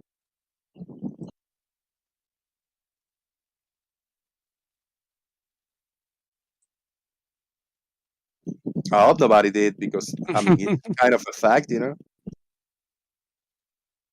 Yeah, I think the moon's a physical object, just like I think it was It might not have been Saturn. It might have been Venus. No, I think it was either Saturn or Venus. Like I don't know, about 10 years ago, they actually watched through telescopes when a meteor came in, broke up, and hit the planet. And we've got film and photographs of this meteor hitting a gigantic round ball of gas, because these are gas giants, and that proves that these are physical objects. You know what I mean? A Oh, meteor that was came the in and landed and was smashed into it. You're talking about the Shoemaker Levy 9 hitting Jupiter.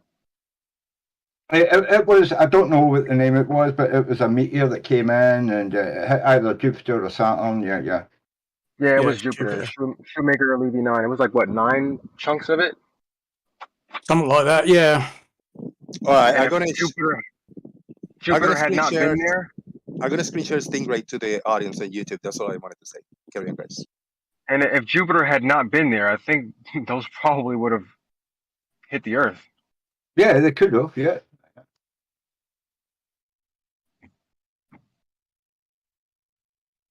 But I mean, that's what I'm saying. So, I mean, people like Brian going to say that, well, Jupiter's solid, but the moon isn't. You know what I mean? It's like it could be anything. It could be a plasma or a virtual reality, laser thing. I don't know. I mean, they say the moon's not solid, not real, but but it seems something smashed into Jupiter. You know what I mean? 10 years ago. I mean. So what planets are real and what planets aren't real? I mean, what Earth is going to tell us what planets in the solar system are real and what ones aren't? Is it just the ones that we concentrate on, or is it, all of them? Whichever one's real, guarantee there's no remote control car on any of them. Very quickly, I gotta go away from the keyboard for a few minutes. There's a few moderators here. I don't think we need it. We're having a cool back and forth conversation, everybody. So I'll be back shortly. Have fun, guys. And Stingray is up for the YouTube audience.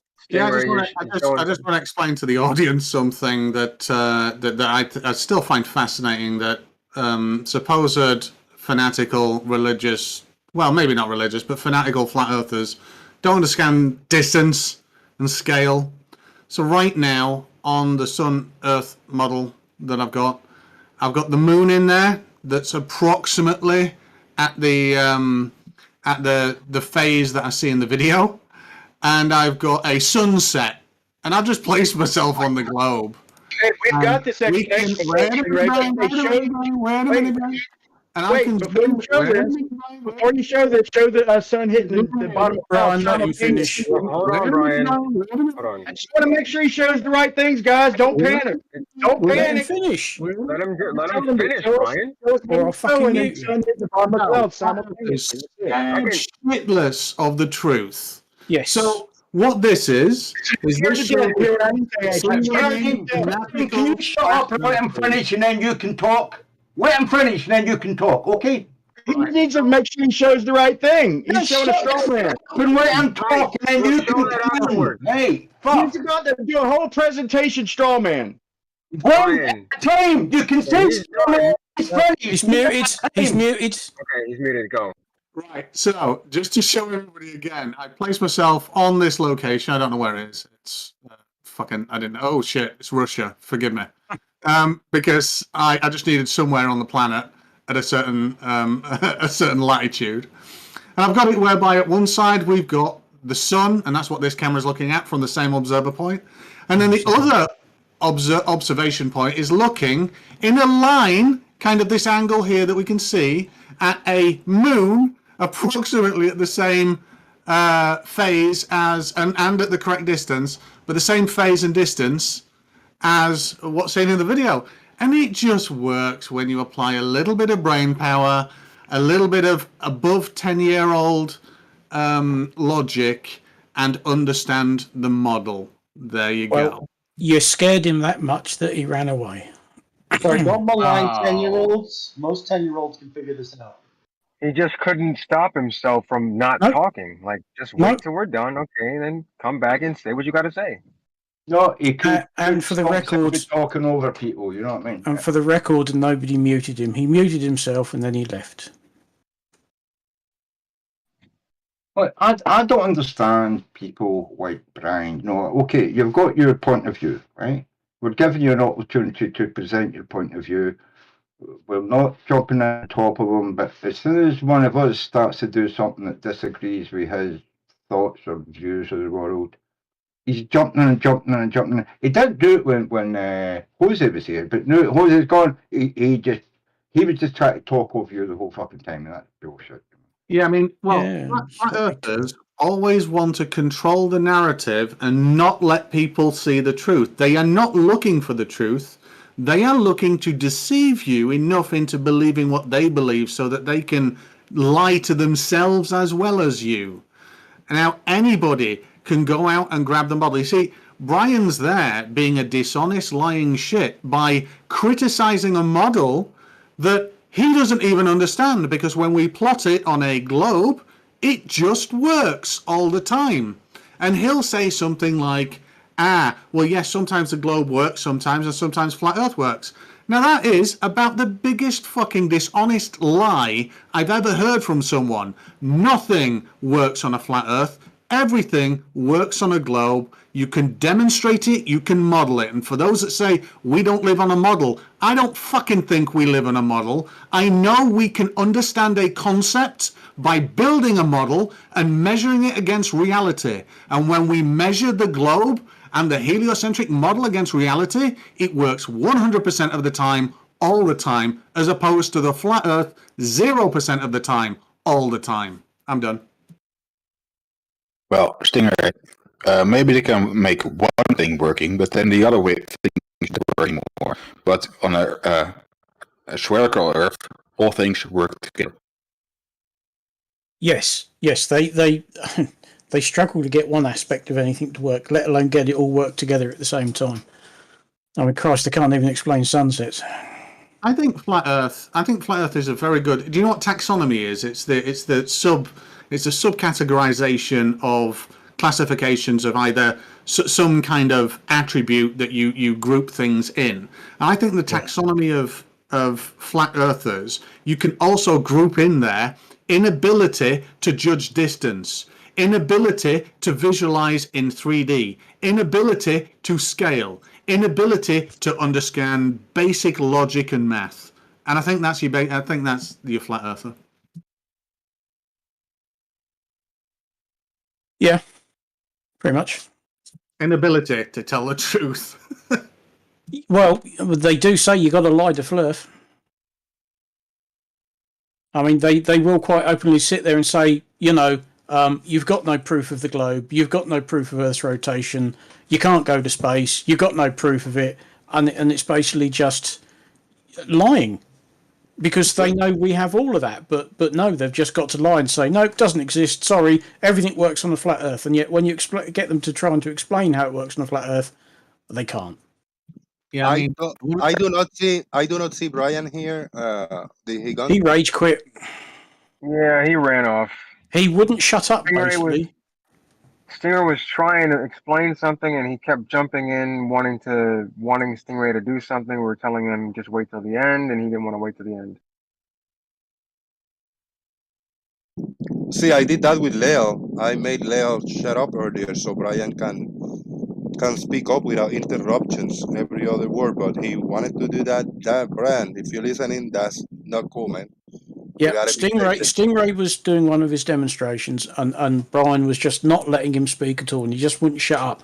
And then eventually he muted himself and then disappeared. So if I want clarification, sometimes, like I mentioned earlier, if I'm speaking something that you disagree with me off the gate, and I'm probably not answering your question, you still have to bite your tongue and wait your turn. Just give it 30 seconds, a minute to the other person at least. Well, I mean, I try not to be long-winded. I mean, sometimes I am, but rarely, But if I go, I mean, like extremely over a minute talking, 2 minutes, then you can say like, hey, you know what? Let's chill. Give me a break there. Boom. Well, God is here. You want to talk? Brian Lika is back. Brian, if you want to rejoin, join, man. You got to be just patient. Even if you disagree or want clarification, either just remember the point and one one person, I'm not going to allow them to speak forever and not allow others to talk. So you just got to be a little patient. Everybody does stay back until one person's finished speaking, and then the other person will come in.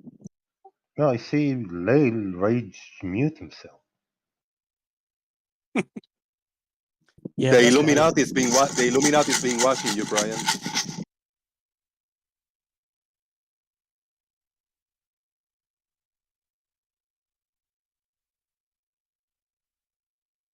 Gary, any new rubber band videos? Anything?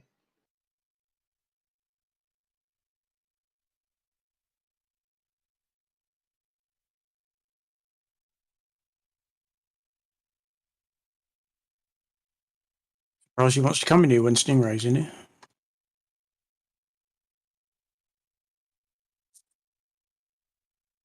He doesn't want to talk to the cool guys anymore. Oh well. It's all right. I shall wish you all farewell and say the flat Earth still fucking amuses the living shit out of me, and that grown adults can act so childish and still maintain a stupidity and deceitfulness is well beyond me. But I wish you all well. Later, guys. See you later, mate. Peace, Stingray. Yeah, Thank see you you so later. much. Yeah. Oh dear. Oh, come back, Brian.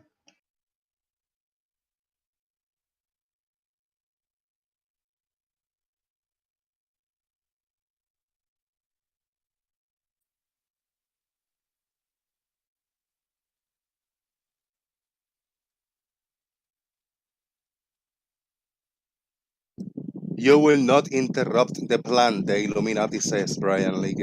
I don't know if you got a microphone, you haven't said Yeah, nothing. That's funny. but no, I wanted to see. We've all seen that presentation and how the angle could work. But what I was going to tell him, before he wasted his time, was show the sun simultaneously on the horizon, hitting the bottom of clouds and shining from the top of the moon. That's the problem. You could Well, it's show not a problem. one or the other, but you can't show them both simultaneously because you can't have parallel rays doing that. That's why I was trying to save him the time of showing us the But you same old can. shit we've seen a million times. But you can have that considering how big the sun is.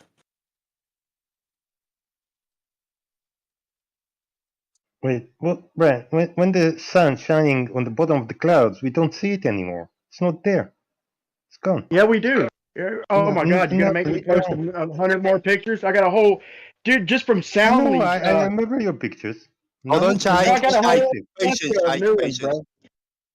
Yeah, I got a whole plethora of new ones from Soundly. Shout out to Soundly. I never bothered to go to his channel. He's got a whole plethora, dude. Better than what I even had. He's got the sun 3, 4, even 8 degrees above the horizon, hitting the bottom of clouds. No. Yeah, there's a Just 'cause reason you why deny that it happens. bro, doesn't mean it There's a doesn't happen. reason why that happens. There's a reason why that happens. Yeah, the sun's local. No, look at the it's little, the little 950 diagram. million miles away. I put a little diagram in the chat. I don't know if Jose can post that real quick, showing exactly how it happens. That's up.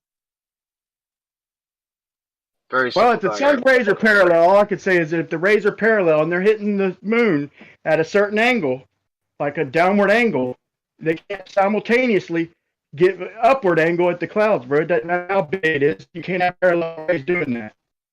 When you say the sun is hitting its moon at the downward angle, I find that strange. If I take a flashlight and I go across 100 yards across a field and I shine it in somebody's face, and you can see their face, no matter what angle I shine that flashlight on them, you can see their face.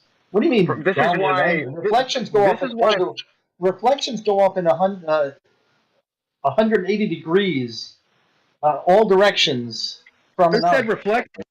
Who said this reflection? is exactly why physical models are really, really good, because you can literally demonstrate this with, you know. Let's give Brian, if you want to answer Mojok Man, and then this live, you go after. Yeah, I don't think he even knows what I'm talking about. The point is if I have parallel light rays, okay, if I hold a ball up, I did post a video of a ball. It's hard to see, but this happens all the time.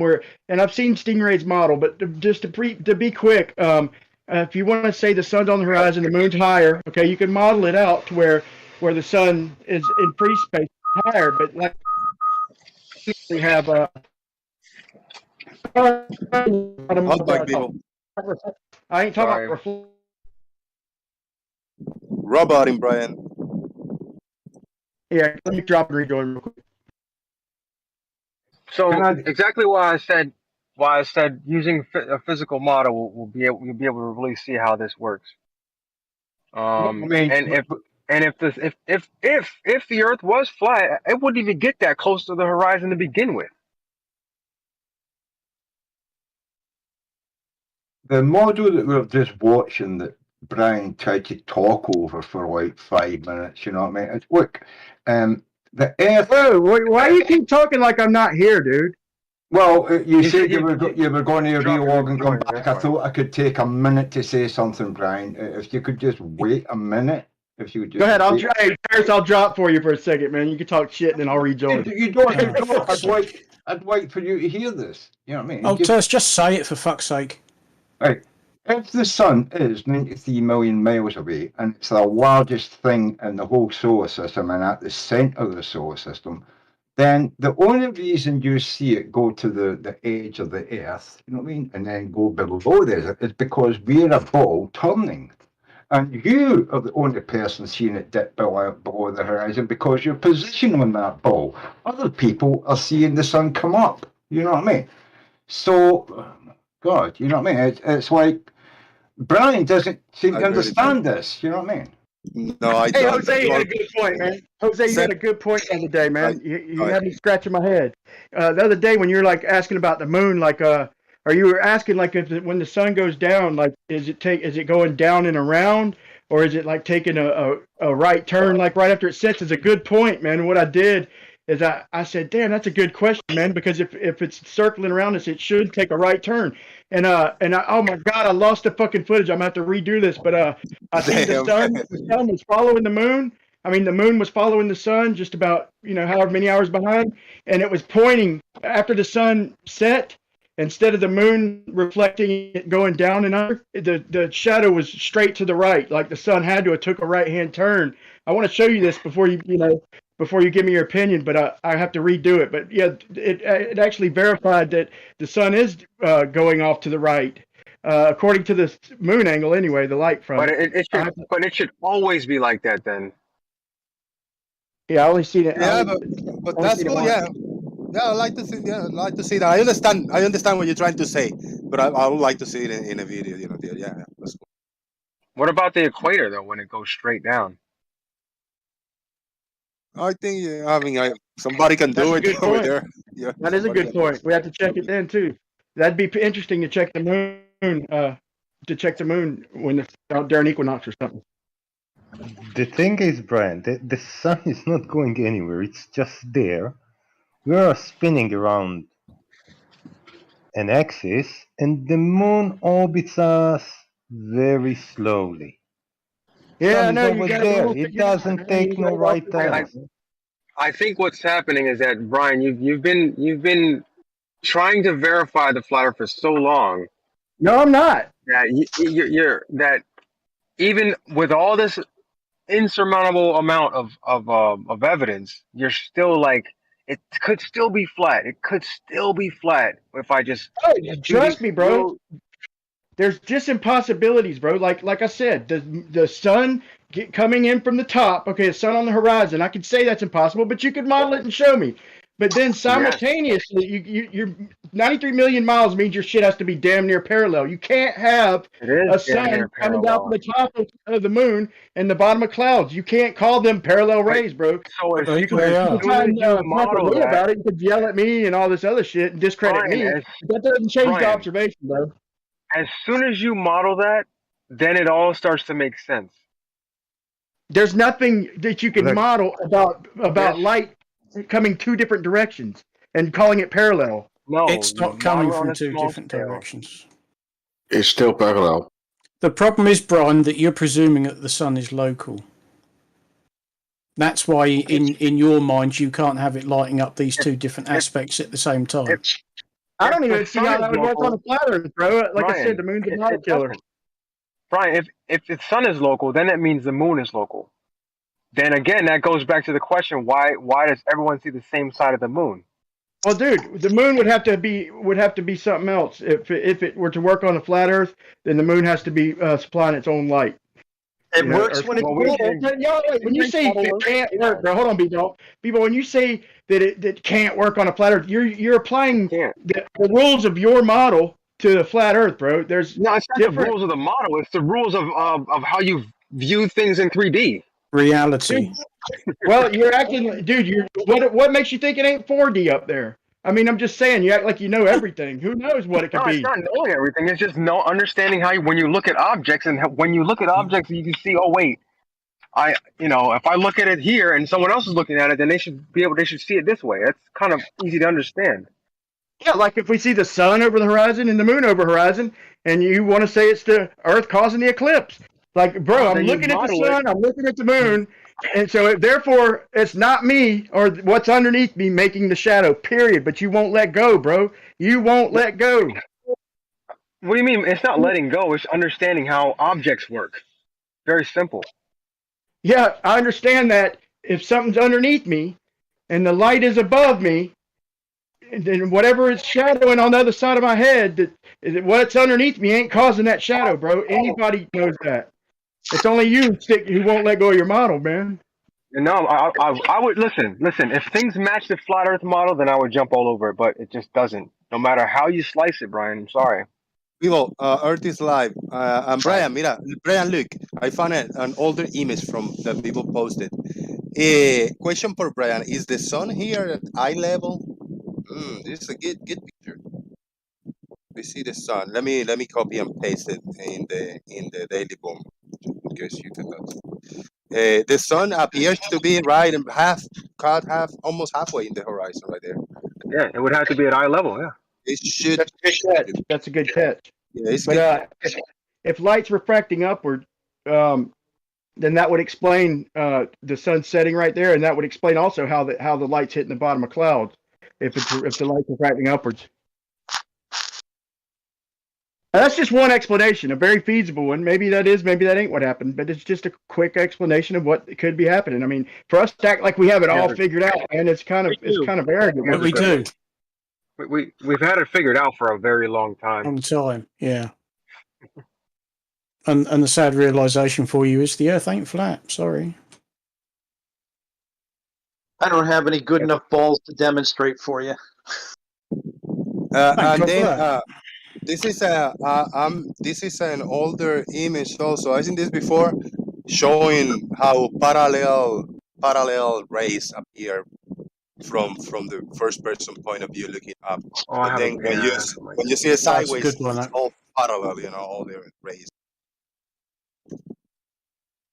Yeah, it's just simple perspective. Yeah, there's a couple of simple things that all these things, the compilation of all these things just make one person more active and reactive to when seeing observations and try to explain things. You just understanding some basics like this, the basic stuff, it helps a lot, from one side or another, everybody. I agree, man. I think the perspective absolutely applies to the sun. In either model, whichever model you choose, it's got to be a part of it. But it doesn't. But that's one thing that doesn't work with the sun. I would love to know why trains don't run off the rails when they get closer together and thinner as the train goes down the track. I mean, I can look along the track and I can definitely see the rails getting closer together, and yet the train can still run down those tracks and doesn't. Yeah, ain't that funny, Terry? What's going on? Yeah. What's going on there? Hey, that's funny, ain't it? We can also see things flying away. Anything we ever see flying away from us goes down and gets lower and lower. Why would you expect anything different with the sun, bro? Or the moon? Yeah, it's not flat, you fucking moron. It's not how it looks like that. But come on. Trains don't fall off the track because I can see them going closer together. Trains, Nobody said they when did, you get to the other end of the track, the train is going and it stays on the rails. You know what I mean? You gotta bring the levels down, everybody. Bring the levels down. Hey, Brian, do you think that the horizon? Do you follow that argument saying that the horizon is the vanishing point? Everything's a vanishing point. That's the way we see.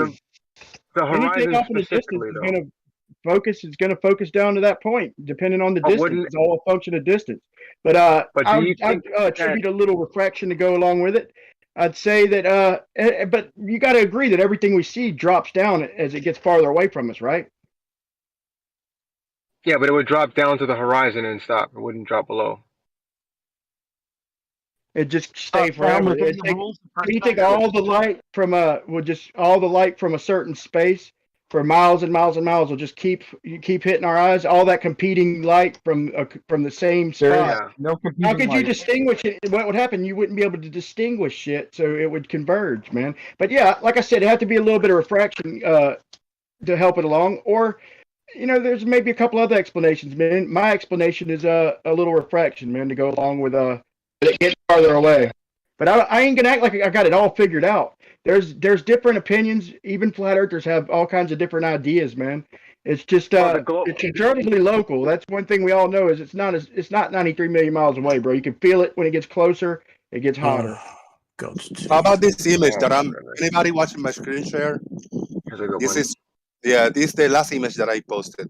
Oh yeah. This is if you want to talk perspective. Why? How do we get this? What is in the left going down, for example, and we don't get this? Maybe down, maybe angularly a little bit to the left, to the right, but Oh, I mean size wise and movement wise.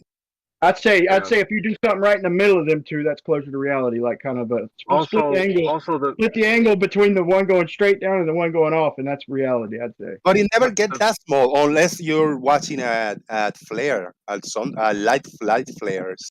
If you're watching via a filter that it just gives you the actual angular size, the disk of the sun, it never does this. It Yeah, always you does can't the same change size. the size of a focal point, Really, or it wouldn't be a hey, focal point. really quick. So I took this picture. I took several pictures like this. Now if the horizon was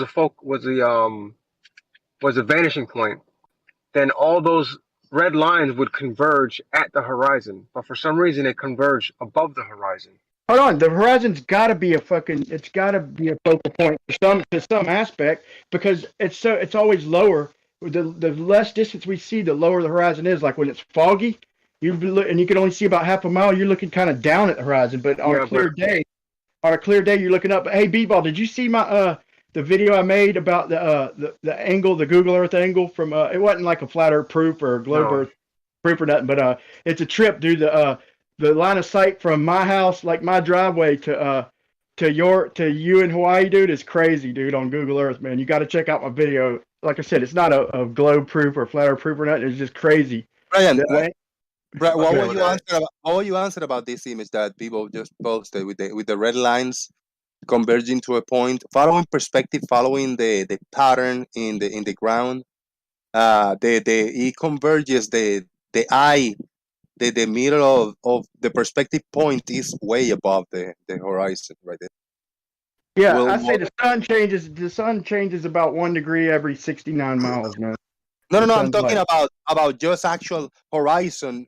Will this just disagree with the point that the horizon rises to eye level? Then I guess because this appear to be in a higher point, but the horizon is way below this convergence point right here. Yeah, it's a function of distance. The clearer of a day, the higher up it's going to be. So, but it's always going to be a cutoff, man. There's always going to be a cutoff between the horizon and if you're above it, it's always going to be a small, tiny gap. Even if it's so small you can't even hardly measure it, there will always be a gap because technically you're higher than the horizon. But the higher up you go, the further you see, the higher up it'll come with you, man.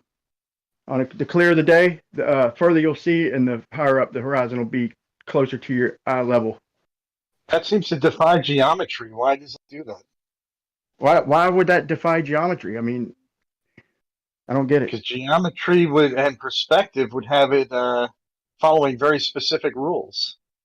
And on a flat Earth, one would expect, other than occlusion from like opacity of the sky, you would expect the horizon to rise right to eye level. Yeah, No, like a hallway, like basic only if we perspective. could see all the way out forever. But So it's a here's special the perspective. It's special perspective then. It's not just regular perspective like this. wait. Let me say this real quick, Jose, because he said what we would expect to see on a flat Earth. I would tell him this. Okay, on a flat Earth, we expect it to move around. We expect the horizon to never be in one consistent spot. And I can example that from Jesse Kozlowski and Slash Sparkane at the Great Salt Lake, setting up about 15 feet and having the Great Salt Lake above the crosshairs. So that would be a flatter prediction. Is the shit would move around, you know? So I'm just saying. So you're saying in the Stone. most, so you're saying the most extreme of conditions is what you expect to be normally. No, I would Yeah, expect. you I'm went to the making a Salt Lake point. I'm first. making a point so nobody can not understand what I'm saying. I did make an extreme point, but we'll get anywhere from black swan to fucking to seeing the horizon underneath the damn the what you call it, to seeing boats cut in half like fucking in the video Jose's observation like 3 miles away. Like So do we have from any a idea 12 foot observer height. do we have any We idea expect all what that. do we have any idea what temperature and air density will cause the image to do? Does humanity know that? I guarantee you, man. If we haven't showed you enough to know that this shit happens all season round, all season round during all kinds of weather, man. It's I'm going to get back. I'm going to get back to the supernatural because I think that's a super. I think this is a supernatural photo you've showed me, Jose. See the one with the airports, and you see what the straight airport, and it goes out into the distance, and and it goes up to a point, and then you've got the airport runway on the right hand side, and it's got a much sharper angle going up to meet the same point. I wonder if we could get like a ghostly image of moving between those two runways and see what the other runway looks like when we're looking down that street. And whether Hey, that what do them red lines represent, man? What do them red lines represent? move over to the right and be in a different place in the sky. I'm just wondering. Those are just those are perspective lines. Supernaturally, I think it would move. You know what I mean? It would be a supernatural.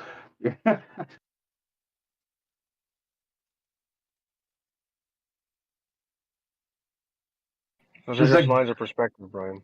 Yeah, there's got to be that ghost red dot in the sky would move because it's probably an angel or something drawing those those red lines out there. You know what I mean? There's an angel in the sky drawing it out, definitely.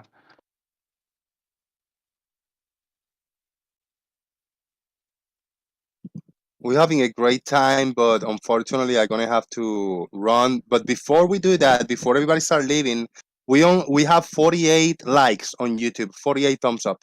So I'm just gonna copy the video and post it in Discord because I bet that a few of you guys haven't clicked on the YouTube live show, and we need to get to 50 thumbs up. And now we will get out of here with some final thoughts. First, I want to thanks everybody for coming in YouTube and in Discord, big time. Big shout out to Ters and Bronon for hitting me up on PayPal. Thank you very much, guys, for your support. Appreciate that. Thank you, everybody, for just watching the show, sharing. If you guys did, thank you. Somebody earlier told me that in Gem Panda, somebody threw a link in somewhere in Gem Panda and he deleted it, or somebody did. I don't know why. I mean, it is what it is. In Discord server, I allow links to be posted to other servers and stuff. So it's like, whatever, Thank you, guys. I don't do this, every day we don't have a big support like 50 people watching, 20 people in the Discord, so it feels like a great day, very successful. Thank you, everybody who participated and had to leave earlier, and we'll take every single one of you to do some final thoughts. When I call your name, speak your minute final thought, speak your piece, maybe thoughts on the topic today, on anything that we've spoken, and if you want to tell us what have you learned today, if you wish to, or a message for the audience, do as you feel. If you got content in your channel and you want to shout out, even though most of the people probably subscribed, still give yourself a shout out if you put content on your channel. We will begin with Brian Leake. We're going to, you know what? We're going to do it opposite. We're going to go from the bottom up, ascending order, alphabetical order. We'll begin with Tiny Captain. Final thoughts. Well, I learned today that actually, after all these years, I still give flat earthers way too much credit.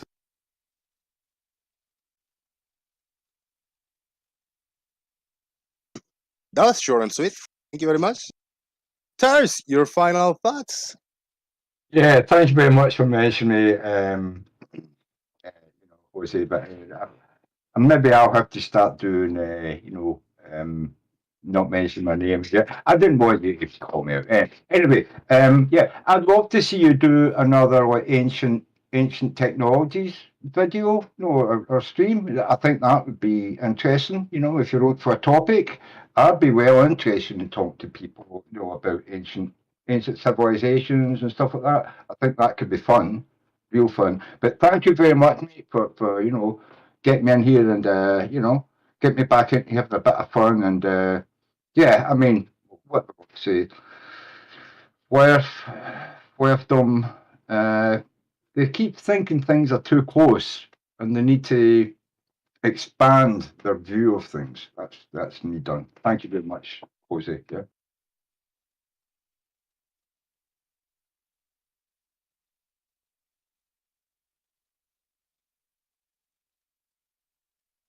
Thank you, Tars. Appreciate that, man, very much. Good times, good times.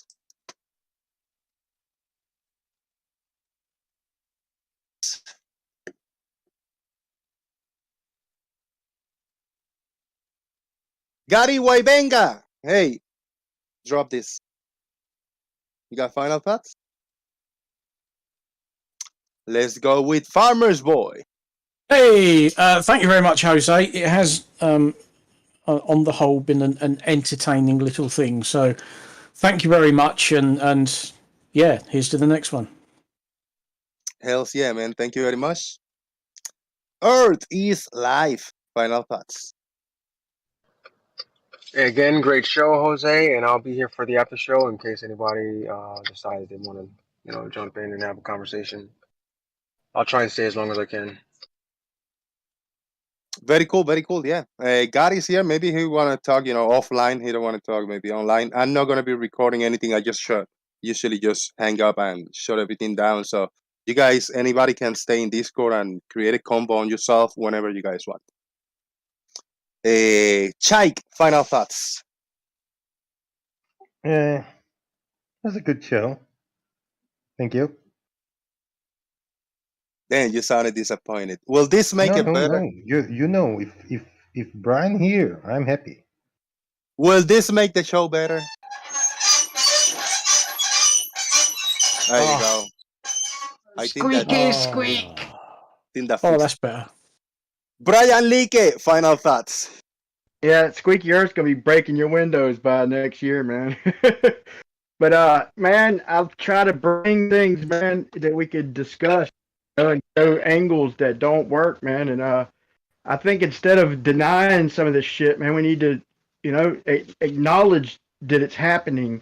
And then we could discuss why it's happening and all that. We're having trouble getting on the same page where we're not even acknowledging observations. And maybe I'm doing the same thing, okay? But it's whatever it is, it's a habit we got to get past, man. We got to break down our observations, and the ones y'all bring, the ones I bring, and acknowledge them, and then talk about what's causing them and could they work and what are the possibilities. But I appreciate the platform. One more thing, B-Ball. I'm gonna post that video. It's a short video just showing the. You dropped there. Last thing you say is I'm gonna post a video. Yeah, I'm gonna post a video for B-Ball to watch, man. On what angle I have to leave my house from to get to him. It's a trip. Cool, Brian. Thank you so much, man, for coming in and hanging in there and not feeling the pressure, because it's about entertaining and fun. And I'm more of an easygoing. I'm more easier to get along, and I wish everybody had the same more of a. Don't take it too seriously. Don't go hard. Don't just be an asshole and try to shut people down. We do okay. I try to avoid most of the personal stuff. So thank you for being, which a lot of people will consider a punching bag. but actually that makes you stronger. So thank you, Brian, for coming in and hanging out with us. Thank you very much, everybody. Jose JG out.